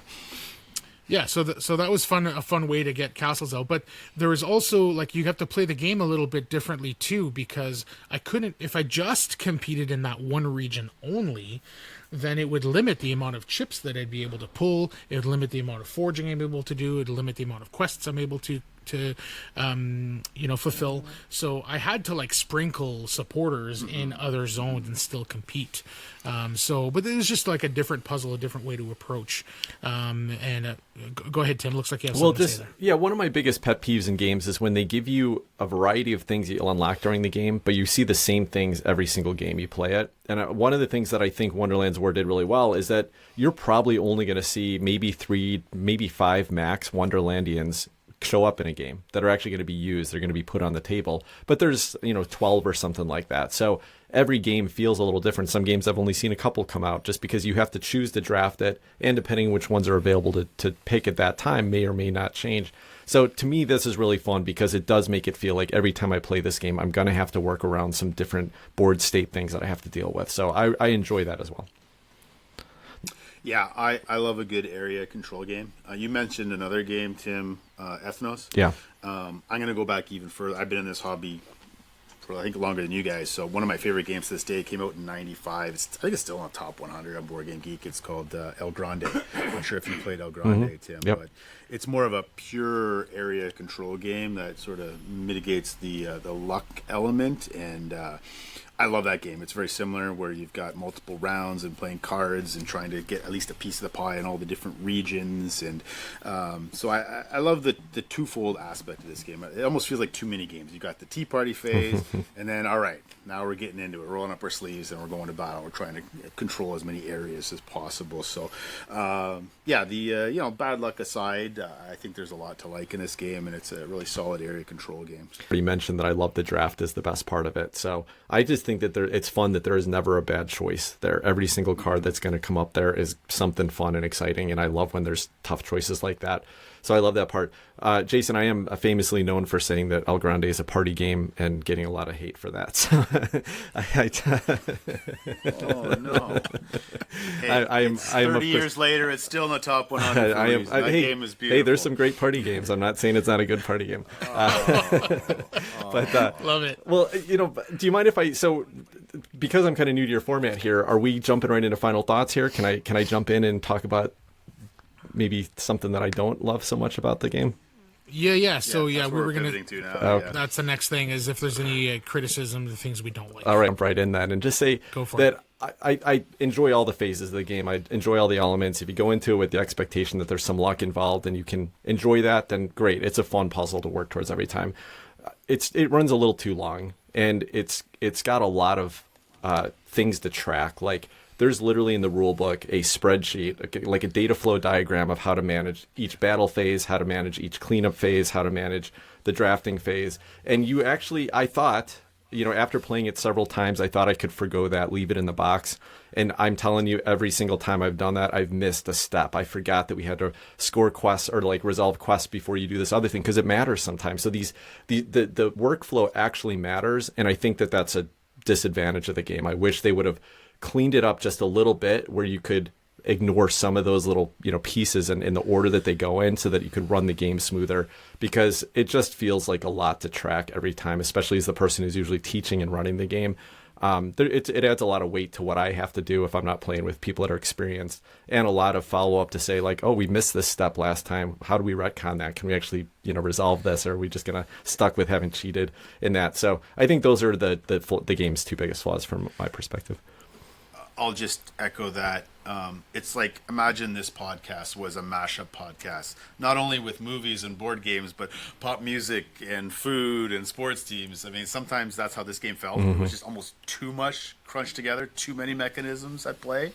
And so I think, and when we referred to the rule book and that flowchart multiple times, both times we were at the table. So I totally agree. As much as I enjoyed this game overall, it felt a little bit finicky, and it did feel a little long because we were pausing intentionally. Oh, what happens in this case? Or we had a battle where, both people went to 25 at the same time.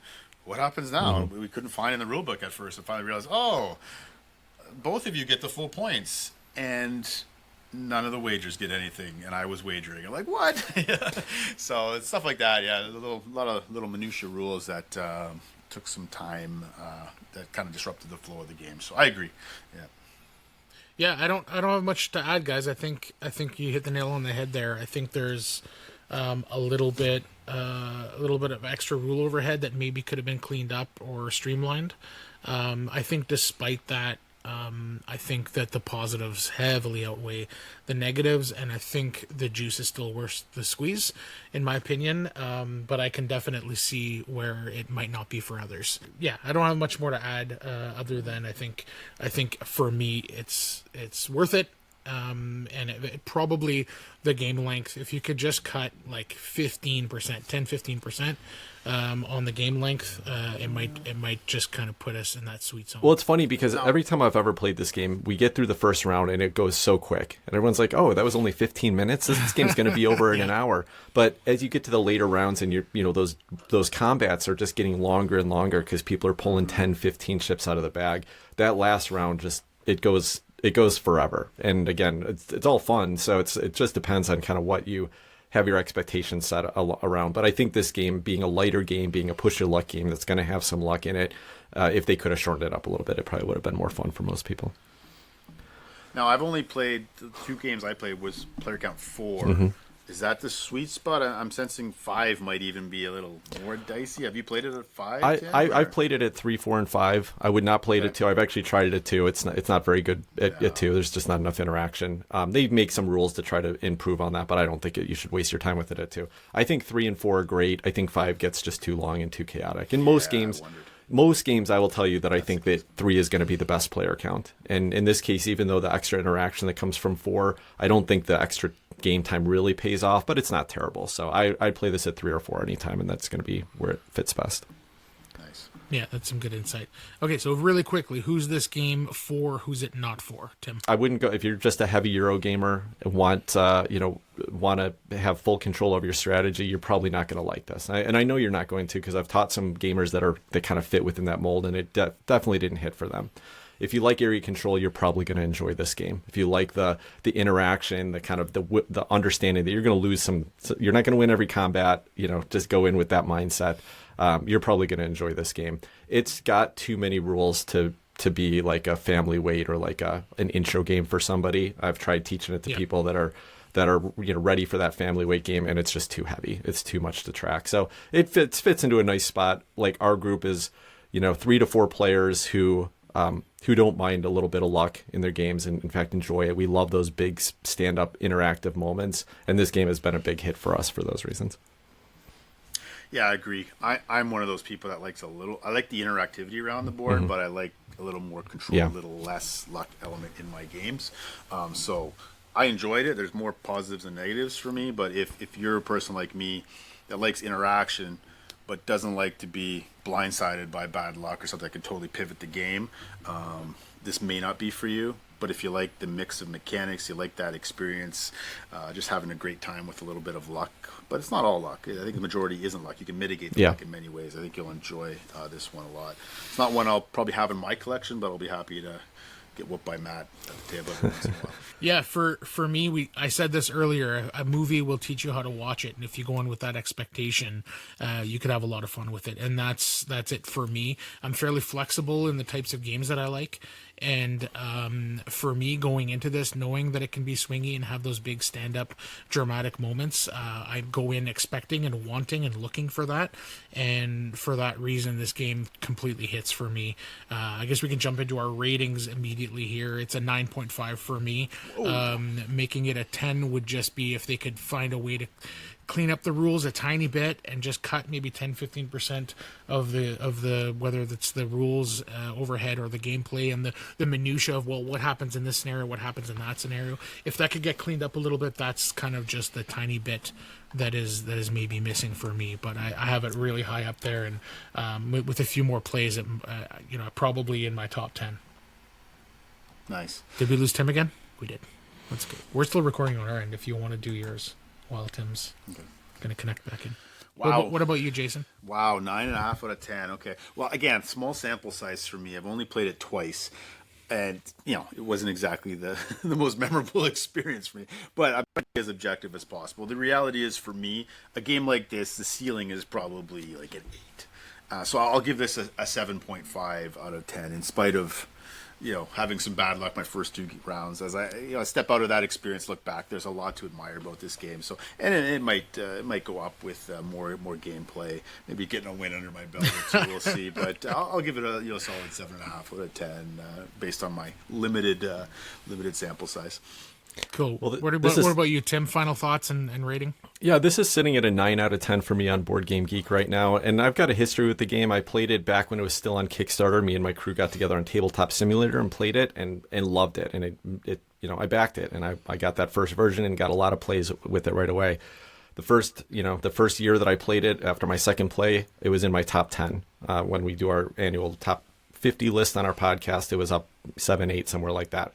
Second year, after several more plays, it sat there. But it has been harder to get to the table. It goes long. It doesn't always fit into every game night for some of those reasons. And so it started to sink for me a little bit, and I think I moved it from a 10 rating down to a 9. Now, I'm pretty liberal with ratings on Board Game Geek, to be honest. So I don't need perfection in a 10. I just need to have a great time.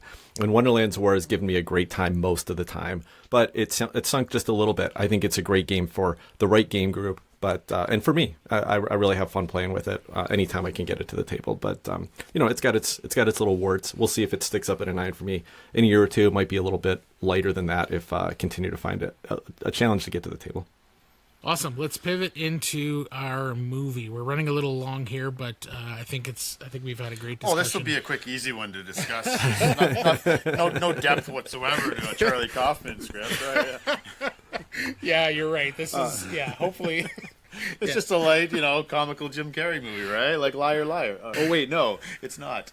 Yeah. It's an existential, very deep, conceptual. Yeah. So the movie we're talking about, as we mentioned before, is Eternal Sunshine of the Spotless Mind.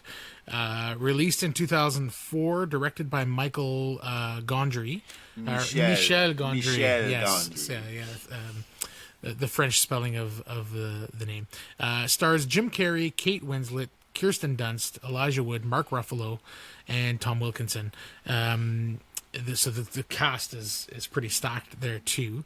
Screenplay notably by Charlie Kaufman, so we'll discuss that a little bit more as we go along here. And then in terms of awards, Kate Winslet was nominated for lead actress, and Charlie Kaufman won for original screenplay. So Jason, I'll let you give us the quick synopsis of Eternal Sunshine. Yeah, so here we are 20 years later. We're recording this fall 2024, so this is a big anniversary movie for this film that's been beloved by many, including I think all of us to certain degrees here today. It's hard to really explain this in a nutshell. I hope most of you have probably seen it. If not, spoiler alert, it's impossible to talk about a movie like this without spoiling it. Yeah, we're going to do maybe just quick general thoughts. Then we'll get into spoiler territory, and we'll put that in the show notes so you can avoid that. But Jim Carrey and Kate Winslet, they play the leads. They have a romantic relationship. Jim Carrey's character is a man by the name of Joel Barish. And basically, he's heartbroken that his girlfriend, Kate Winslet's character named Clementine, heartbroken that his girlfriend has underwent a procedure. So in the first third of the movie, we see that she's having this procedure to erase him from her memory. Decides to do the same. However, as he watches his memories of her fade away, he realizes that he still loves her and may be too late to correct his mistake. And so this is a memory piece, and it's not a linear story whatsoever. It kind of bounces around from different perspectives and different timelines, and that might seem disorienting or jarring to you on first watch or maybe rewatch. But I think the beauty of a movie like this, and any Charlie Kaufman movie, is that when you revisit it, you see different tidbits and things that maybe you missed on first viewing. So it's a romantic movie, it's a drama movie, but it's sort of this surreal, sort of fantasy sci-fi element to it as well. That's where some of the minor characters come in play. They run this business to help people sort of erase memories related to certain relationships or characters throughout the film. So that's just kind of the broad sort of strokes. There's a lot of places we can go on our discussion. Matt, where do you want to go first on this one? Yeah, we'll just start with our overall thoughts without getting into any more specifics, just for the folks who might not have seen it, because there's just lots there that could be spoiled that we don't want to ruin for anybody. This is, to be honest, I've only seen this 2 times. I watched it when it first came out. It immediately became one of my all-time favorite movies for whatever reason. I guess at the time, 20 years ago, being a young man, I probably didn't view this as a very rewatchable movie. Now being a little bit more mature and being more of a appreciative of film in general, being a cinephile, I immediately wanted to rewatch it a third time after watching it just a few days ago, and I intended on doing that for this podcast. I didn't get around to it, but I'll probably, despite that, watch it again at some point in the next little while. This is probably one of my favorite movies of all time. And I think last night solidified that for me, or not last night, but a few nights ago when I watched it, solidified that for me. It is one of my all-time favorite movies. The performances are amazing. I love a movie if you can extrapolate the fact that Shyamalan's one of my favorite filmmakers. I love a high concept movie that really strains your idea of what a narrative movie is and how to digest a film. If you can give me a high concept situation that I can kind of try to wrap my head around, whether I can actually fully do that or not, I just love that that challenge. I love when a movie can challenge me in that way, and Eternal Sunshine absolutely does that. I think again, really surprised me. I remember being really surprised at how incredible he was. This was a new twist or turn for him. This is not a typical Jim Carrey performance, right? Up until this, it was like, well, he's Ace Ventura, right? Yeah. He's this goofy guy, right? Yeah, and I was really impressed. And again, watching it a few days ago, really impressed with the performance that he put through there. And Kate Winslet, I mean, we expect that from her. Didn't necessarily expect that from Jim Carrey. And yeah, I just like the visuals and the way that they tell the story. I don't want to spoil too much, but I think is just like really, really fun while being really deep. And I think that the themes, not just the themes of the film, but also the execution of how the story is told, is so complex that I'm not even sure I still fully understand it to this day. I just know that I loved the challenge, and I loved trying to decipher and put all the pieces together, not only of the narrative, but of the emotional side of things. That's just really complex and interesting. So yeah, one of my all-time favorite movies, and I can't wait to watch it again. Wow, this is quite the pairing for you. One of your favorite. I know, absolutely. You're in your glory here today. Yeah, as I'm like looking at the show notes and finished up with Wonderland's War and like scroll down, I'm like, oh yeah, Eternal Sunshine. Like this is fun for me. I'm the Debbie Downer today because this actually dipped a little bit down upon rewatch for me, but we'll get there. But Tim, you mentioned off camera that you watched this as an in-flight movie recently, so this is a revisit for you. What were your thoughts? I had seen it, of course, when it first came out. I saw it multiple times, and I still have some memories of because I watched this back when DVDs and Blu-rays were a thing, and so of course they're making special features. So I even remember some of the filmmaking, tips and stuff like that were from that. So I saw this right when it came out. Probably saw it in the theater. Probably saw it on DVD several times. But then I really haven't touched it for 20 years. And I think this was on one of my recommendations for the list. Partly because I wanted to revisit it, and partly it came to mind when I was thinking of some favorite movies. So it was highly, rated from past Tim, at least. So what I did is I had a flight this week, a couple flights, and I downloaded it from Amazon Prime and watched it on a plane. Now, you got to give a grain of salt that when you're watching a movie on a plane, it's always better than the movie actually is. So I try to put that into my perspective here. But of course, I knew what I was getting into. It was a fun revisit, I'll say that. And if we're not getting into spoiler territory, let's stick to some basics. First of all, Charlie Kaufman is an amazing screenwriter, and this was a great example. I'd forgotten he was the screenwriter, and I remembered Michel Gondry was the director, but I'd forgotten he was the screenwriter. And it's a Charlie Kaufman screenplay through and through. And we'll talk. We talked about M. Night Shyamalan and his inability to stick the landing sometimes. Well, that is not a problem that Charlie Kaufman has. You'll get an interesting, exciting film story that develops, that has twists, and then it sticks the landing, and they did a great job here without spoiling it.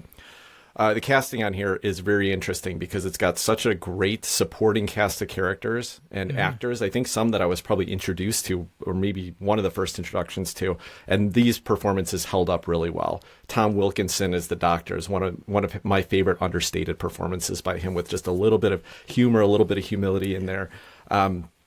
I really love Mark Ruffalo in this as the kind of weird brainiac scientist here who's a little bit cool. To see him so young. Oh, he's so young, but he's just he comes across as somebody you want to know, but he's kind of a loser, but he's kind of interesting.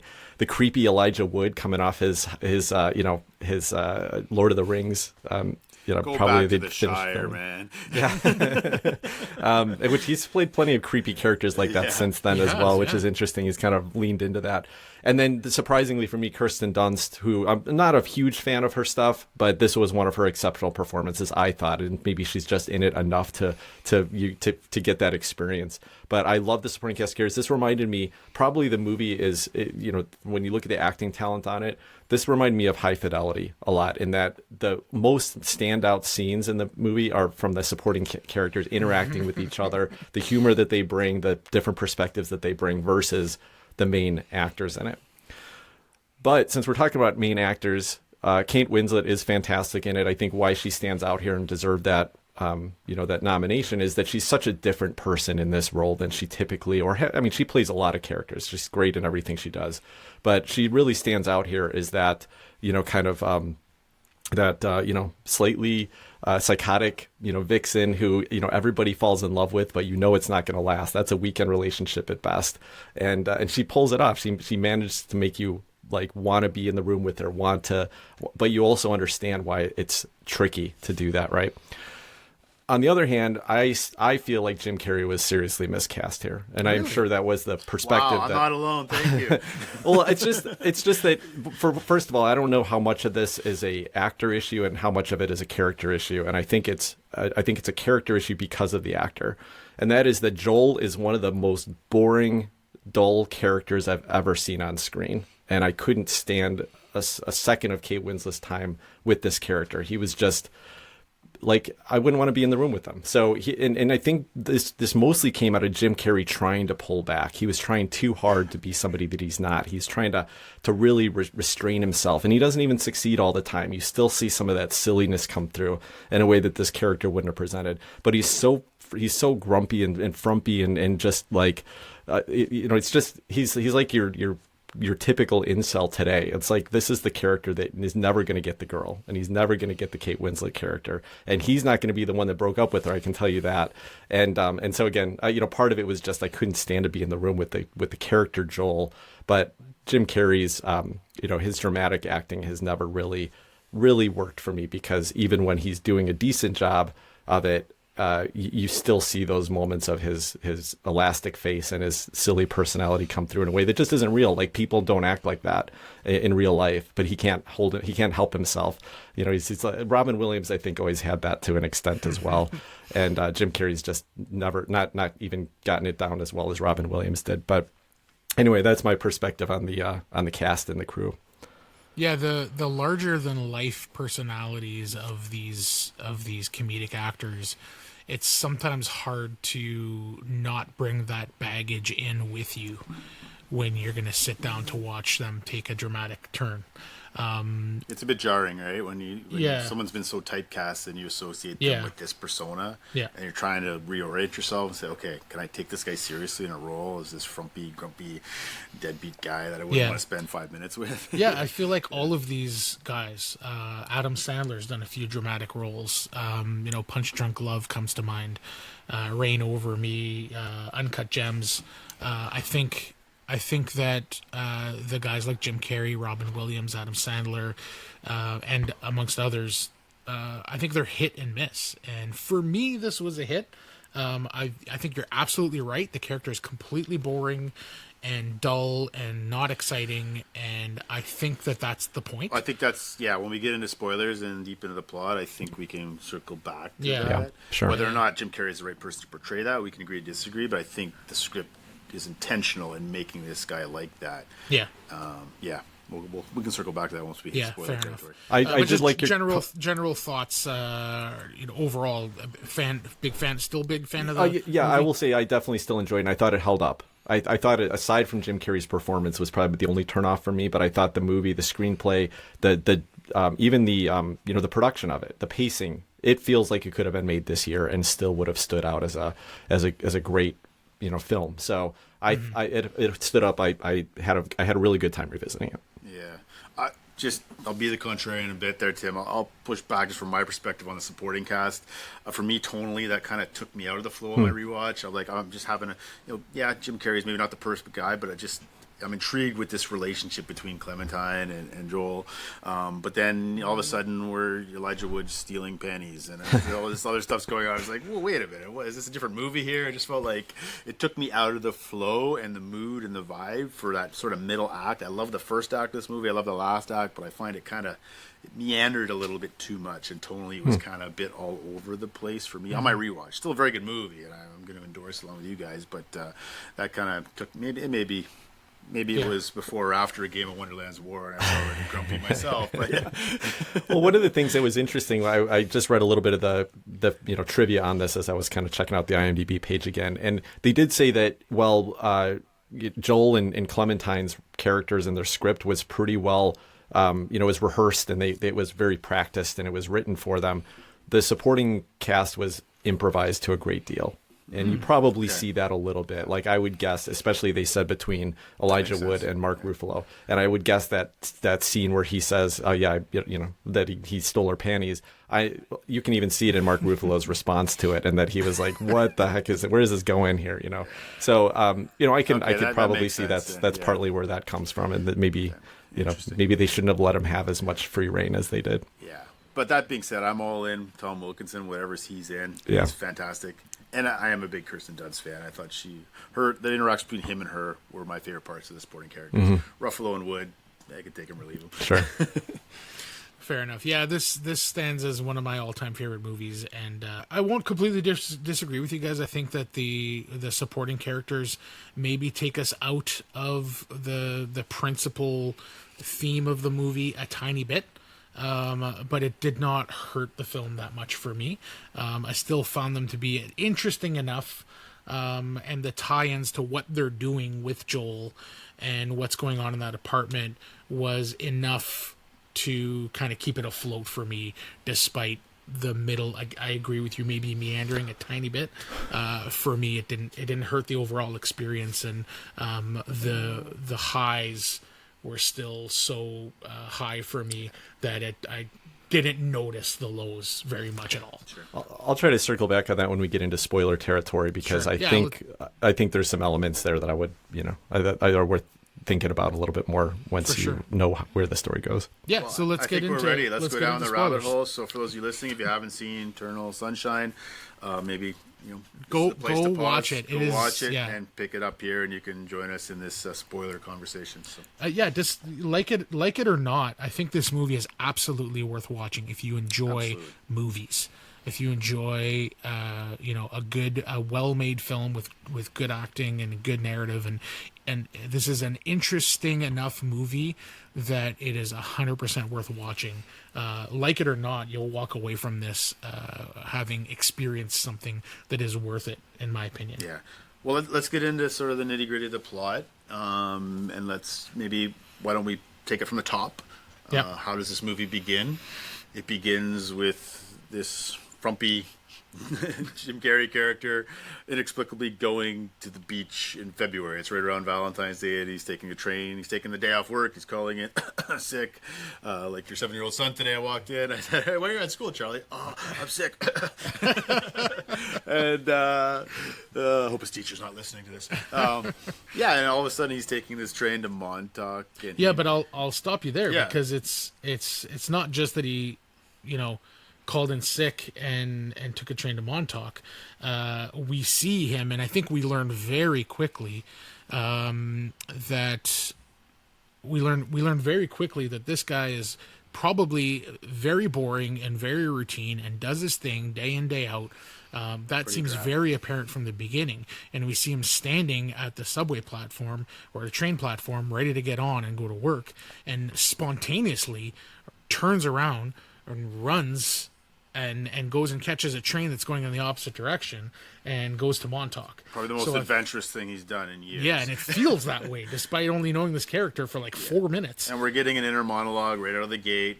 He's this relationship with this Naomi, and blah blah blah, woe is me, sort of. And we that's where we start. That's where we are introduced to this character. We have no idea why he's going where he's going, and then all of a sudden, the Clementine character shows up, and there's this few awkward initial moments where she's sort of trying to, not overly flirtatious, but trying to say hi, and he's just kind of recoiling, not sure how to interact, very awkward, socially awkward guy, and this is our entry point of these two characters. So, Tim, what did you think about the right out of the gate, the beginning moments of this film, and how it sets? Obviously, we're going to circle back to that because it's not linear, and that's important. But it grabs you right away, and one of the things that I think it does great is you don't really realize until 2/3 of the way through the movie that this is a scene. This is the end of the movie, basically. It's the end of the story, right? And it feels like the whole time, everything you've kind of learned up until that, third act is essentially saying this is how they met, until you find out how they actually met, and and kind of get to relive through that experience with them. But it's amazing. It really it's even on a rewatch, I couldn't remember how my feelings were, but if I recall right, the first time I watched this, I really did think that was the intro of them. You know, like I thought that even as you started to learn that they went through a relationship, they're breaking up. Yeah. And so at this time watching it, it was like pretty, you know, I started to come back pretty quickly that's what I was going to be expecting. But it caught me off guard. It was one of the twists in the film, and a cool way to get introduced to the characters, because you do get to see both of their personalities, good or bad, come through right in those opening scenes. Yeah, and so we have this initial meetup, and then as things go, you see them in their relationship, and you see some beautiful experiences shared together. The one iconic scene is, you know, they're walking on the ice together, and they're lying down on the ice and having a moment. But even in those moments, you see, are these two really compatible? There's just little things that irk one another. And you know, we start to see the seeds of, I don't know if this is going to end well for them. The cracks in the ice. Cracks in the ice are symbolic of the cracks in their relationship early on, even before we get to these side characters and this technology that allows you to erase your memories and basically erase a relationship that you don't want to have any in your memories. So a lot of whenever you watch a Kaufman movie, there's always these subtle, interesting sort of symbols, and on revisit you catch a few, like the cracks in the ice, right? The cracks in the relationship. Early on, I said it right in the intro to the podcast today, where Jim Carrey, as he's on the beach, he says, you know, sand is overrated, it's just a bunch of tiny little pieces of rocks. That's a very important statement in this movie. It's subtle, but it's very important, because the whole movie is about the significance of what is seemingly insignificant, and not tending to those significant, insignificant moments in your relationship, in yourself. And as we see the movie, we're seeing things from different perspectives. We're seeing things from Jim Carrey's perspective, from Kate's perspective. And I think, at least in my mind, in my estimation, one of the deep themes of this movie is basically not being so self-absorbed and being caught up in your own perspectives and judging other people. It's only as Jim Carrey's character kind of eventually takes ownership over the worst parts of him, instead of projecting everything wrong in the relationship on her and vice versa, that there's able to be some sort of healing and wholeness later on in the film. So that sort of sand imagery, that every grain of sand in a relationship has some significance, and you need to tend to those and make them significant. And that's been my experience, you know, in my marriage and in my closest relationships as well. So I think that's the beauty of a Kaufman movie, right? There's just layers of things that you can go deep. So not to wax too philosophical, but what else did you guys see, and maybe some of the symbology in the movie, or where do you want to go? For me, the movie, the main theme of the movie for me that stuck out is it poses the question. I'm not sure it answers it. It might leave it to us to answer it as the viewer, but it poses the question.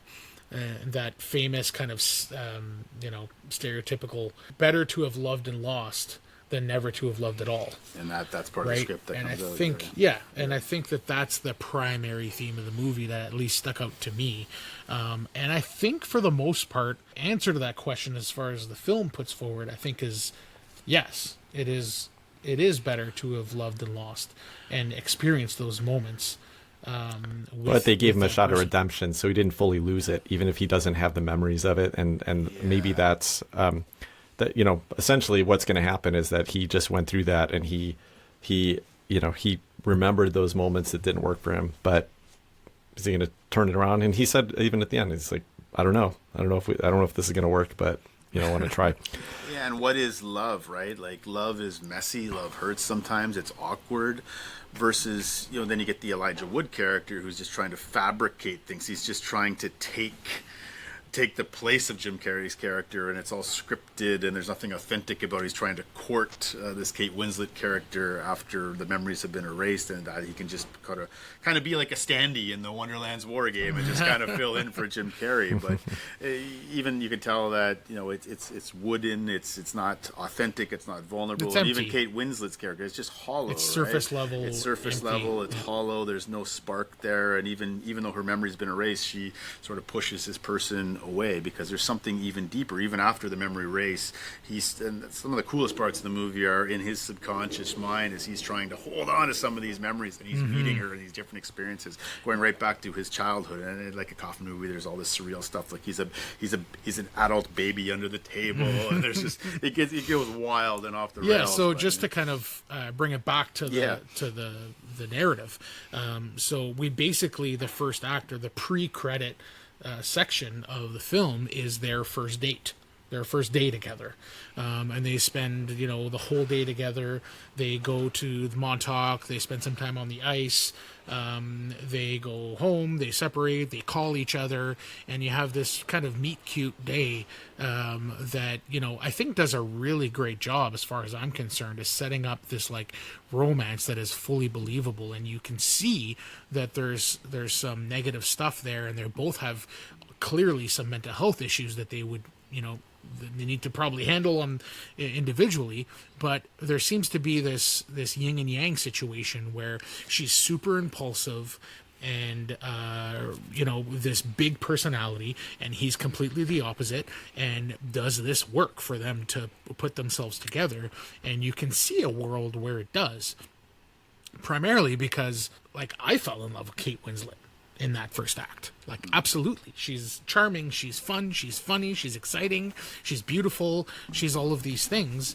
And Jim Carrey is sort of the opposite, that kind of maybe fits right into the yin to her yang. So we see that first date, and then more or less the next kind of part of the movie is where we find out that Clementine has gone through this procedure to erase Joel from her memory.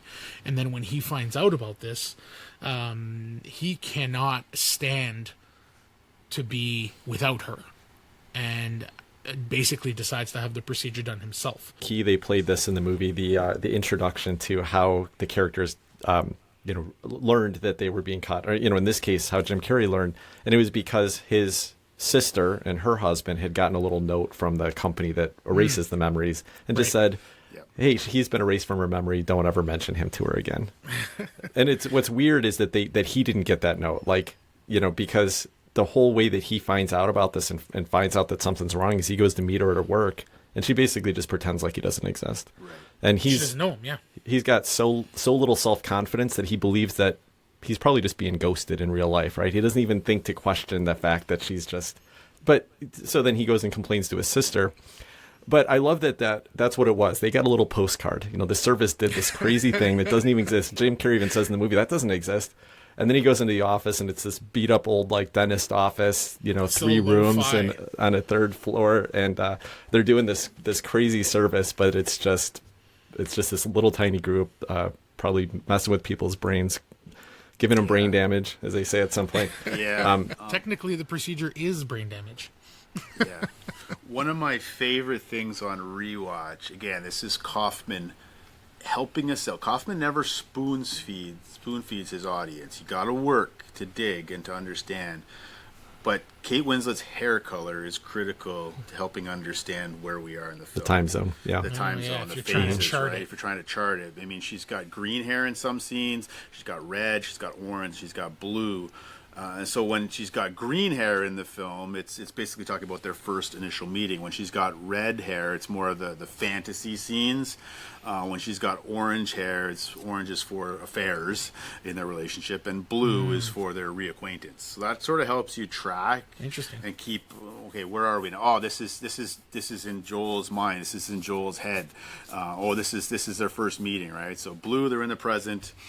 Orange or deep reddish, we're in Joel's mind, and when her hair is green, we're witnessing some of Joel's memories of the first time that he met her. So it's that helps a little bit, because this can be very disorienting if you're not familiar with a Charlie Kaufman film or nonlinear storytelling. It can be very jarring. It can take you out of it. So there's a little tidbit to help track along as you're going through this the Charlie Kaufman film, as only Charlie Kaufman can relate. You just told me all that, and I do remember the hair color, Lincoln. I still don't think I could track it during the movie. It's hard, yeah. But one of the things I thought helps. one of the things I thought they did well here was even the introduction to Elijah Wood's character, where you first see it. He's at the end of that first date, and she says, "Let me go get my toothbrush. Can I stay at your place?" And I'm just thinking, man, I want to be Jim Carrey right now. She's going to come over, and we're going to crash 100%. On the couch, have a wonderful 24 hours, And then that guy, this Elijah Wood, it's an actor we all recognize, but we're like, who is this guy? He's like, can I help you? And so it gives us this weird scene, but then you start to get reintroduced to Elijah Wood over the course of the movie. First, you don't see his face the first couple times, because just like Jim Carrey, he doesn't know who this person is. He's like, I've got some memory of his voice, but it's the first person that he sees kiss Kate Winslet at the bookstore when he goes in. She pretends she doesn't know him or doesn't know him at the time, and then later, he's in the doctor's office, but you never see his face in there when Jim Carrey's first in there and starting to go through the procedure. Elijah Wood drops some folders on the floor right as he's walking into the scene, and so you don't see his face, and so you don't actually get to then learn who he is until they're working on Jim Carrey at night in the procedure. And as we're starting to meet this character, and hey, he was in that early scene, then Jim Carrey's starting to get those links as well, and starting to put the pieces together between that person he met and the person that was with his girlfriend and the person who's working on him. So he's warning her, his subconscious, about stay away from this guy, or he's not what he seems. Yeah, funny. and it's good interesting discovery. because some of those scenes are Joel's memories that we're actually seeing, where he's putting the pieces together. And there's even a scene where at this point he doesn't know Elijah Wood's character. He just knows that this dude is kissing his girlfriend. And so I think they're in that doctor's office, and he goes up to him, and Elijah Wood's facing the other direction, and he grabs his shoulders and he spins him around, but doesn't have a face. This is just the back of his head just continues to stay towards Jim Carrey, and that's one of these visual elements that I think is so creative and so interesting.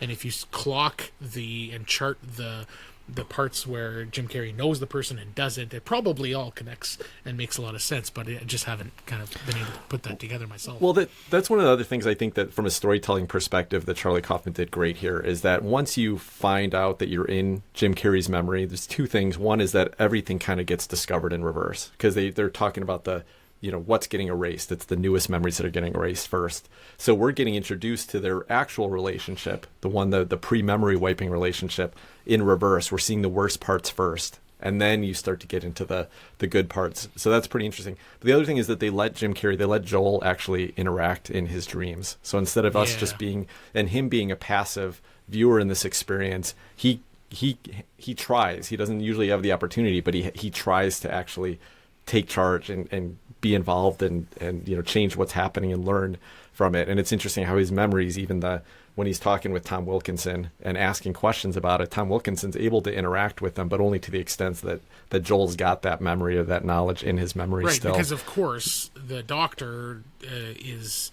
not the doctor. Right. It's just a memory. It's a figment of his memory. Of what Joel knows about this doctor, right? So he can only have the information that Joel already has in his own mind. This is where, for me, this is the crux of the movie, that I'm just like smiling from ear to ear as we go from memory to memory. Like the Cheshire Cat in Wonderland's War. That big grin.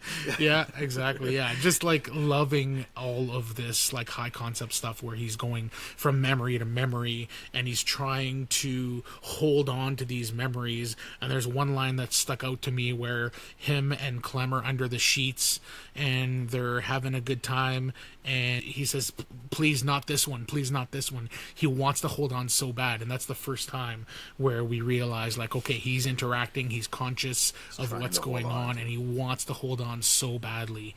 And he wants to love at that point goes from love and loss, and he wants to hang on to that loss because he wants to hang on to the good parts of that too. So that scene and is one that really stuck out to me, and that's the moment where he starts to try to hang on to these dreams, or not these dreams, but these memories. I keep calling them dreams, probably because I'm in Wonderland's war mode here, but he's trying to hang on to these memories of Clem, and so he decides to, or he and his version of Clem decide to try to hide from the procedure by going to shameful places. So he goes to like some childhood memories, and he goes to these different areas where we get some really wacky kind of visuals.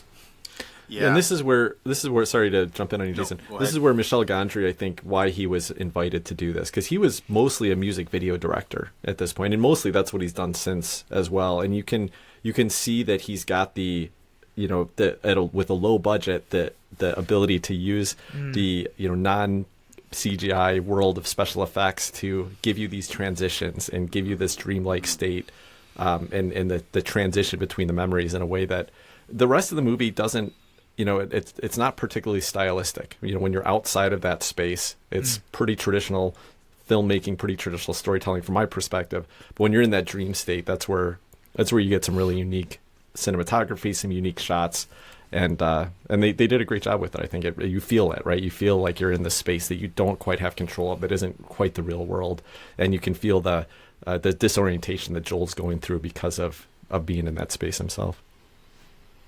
Yeah, so the interesting thing about rewatching a movie is I was Jason Tripp 20 years ago watching this. I'm Jason Tripp today.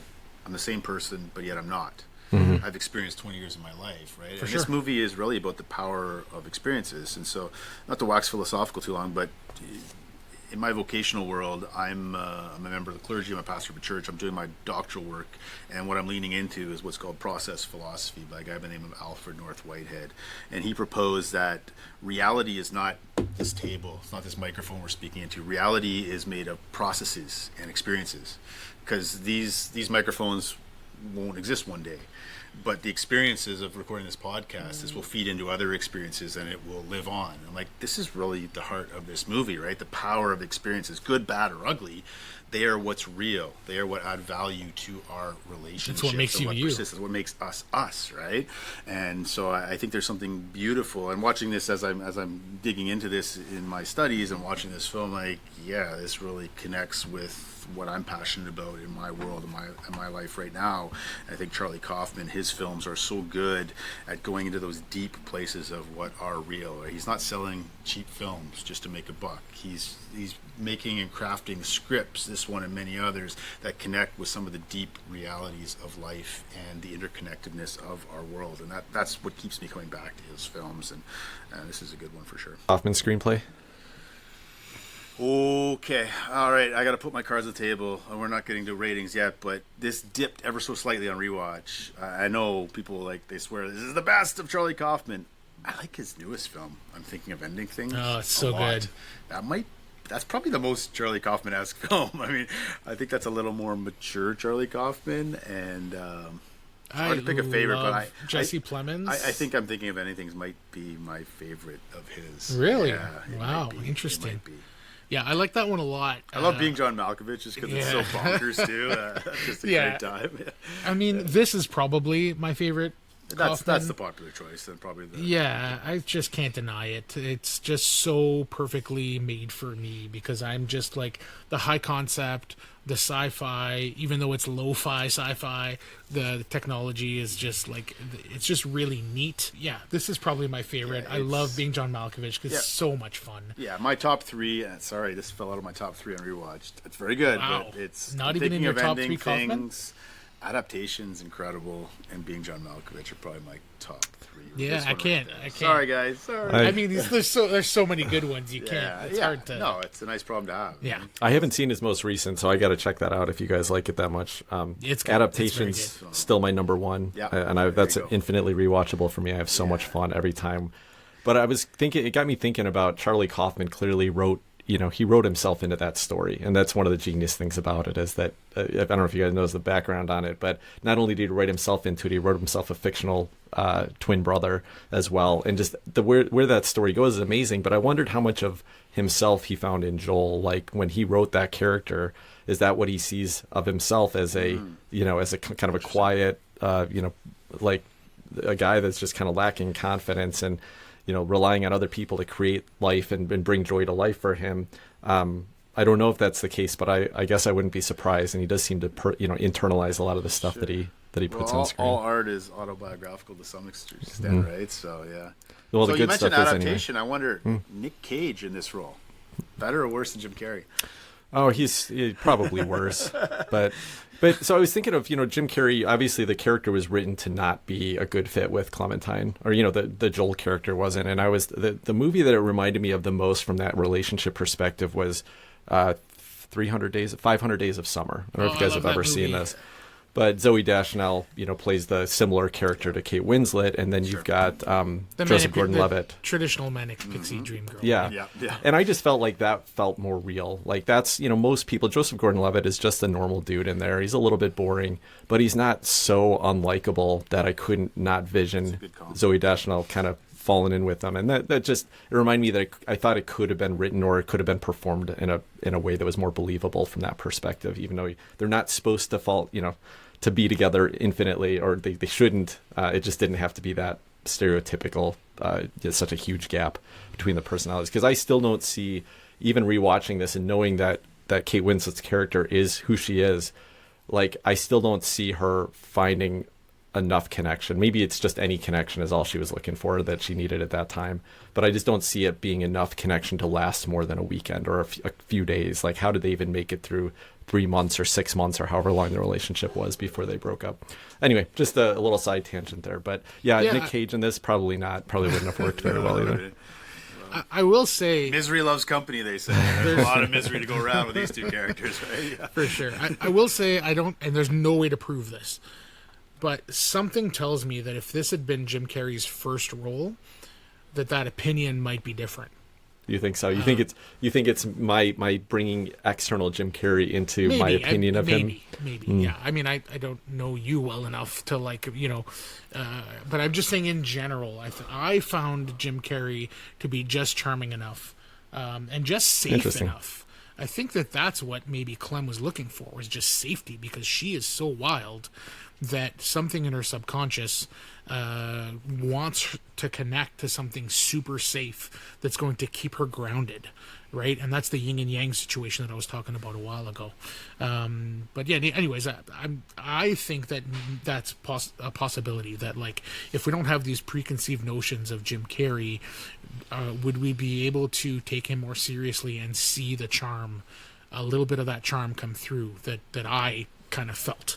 Not a ton, but just enough for her to see and feel an anchor in him that works for her, storm, the storm that her boat is kind of in, if that makes sense. And I think one of the meta pieces here, one of the big things I think Kaufman's trying to write in his script is our propensity almost to change our memories. That even the way we remember things isn't objective; it's subjective sometimes, and we project things, right? And in this case, this guy's so frumpy, and we don't like him. He's not the most likable character because we see him not taking ownership over his part, his responsibility, that he's just sort of projecting, sort of recalibrating almost his memories upon the other, right? It's a good point, because don't forget that like probably 80% of what we see in this movie is Jim Carrey's perspective of himself, because we're seeing his memories. And her. We're not seeing the objective moments that happened.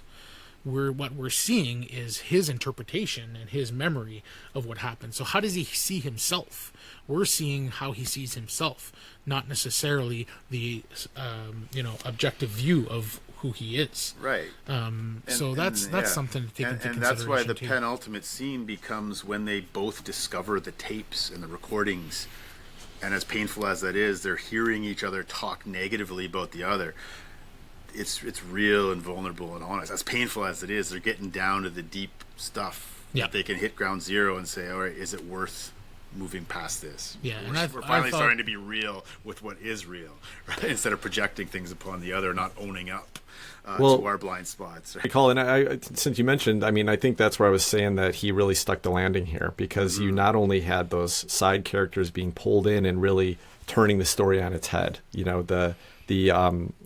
Tom Wilkinson character had erased the memory of, the young woman in his office that he'd had an affair with, but she clearly was starting to fall in love with him again. And you could start to see these glimpses of it as they were just working together. And then when it comes together, it's like, okay, there's a bigger story here than we've even been exposed to. And then she turns that into saying, this was terrible. It's terrible that I didn't know this, even if I agreed to it before. So now I'm going to share this with the whole world. And that final scene where he's in the car and she puts the tape in, and she's like, how does he feel? He's known her for like 15 hours, and all of a sudden this woman's clearly playing a practical joke on him. Yeah. And then, happening. and then he goes through the same thing, but they had just enough of that early romance, those butterflies, to say, man, this is crazy, but maybe it's actually worth it for me to just dig a little deeper and see if I can make this work. Really comes together in any case in my mind, where it felt like that brought the whole story. Those ending scenes brought the whole story, brought the whole meaning into a better place than just a sci-fi movie. it really does make you explore how important relationships are, how important it is to dig through the the trash at the bottom, the Hold on worst to those parts, experiences. and go and move forward. It kind of becomes a Linklater film, right? Almost like a Before Sunset kind of vibe at the end, which is beautiful. So Yeah, the ending completely worked for me and really pushed this thing over the top. They both just listened to each other, tear each other apart. Like the worst things you could possibly say to a person that you've been in a relationship with, they are putting it out there and hearing it. And I just felt so much tension from that. And I was like, oh my God, this is so painful. And yet it's like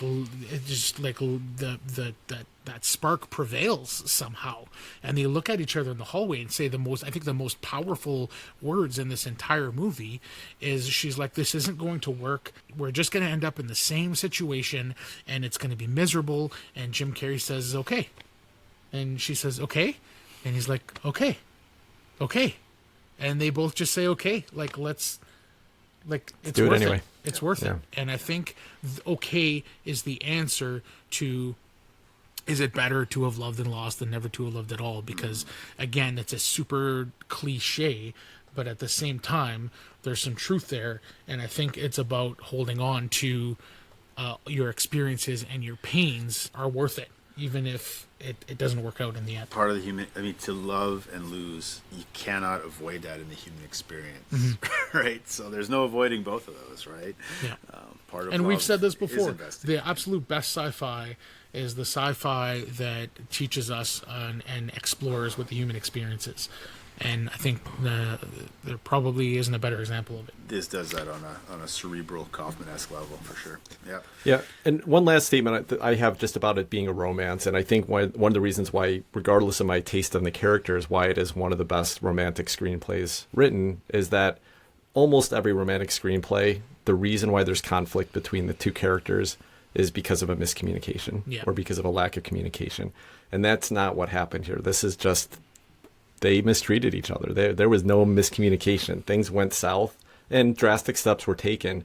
But I really like that it felt more real about what a breakup actually is like, and what kind of scenarios put you in. And I know people that have gone through terrible situations with their partner, broken up, and ultimately eventually did get back together because that comfort, that the positive experience outweighed even the negative things. And so this felt like, even though it's them getting back together at the end, it's not a permanent breakup.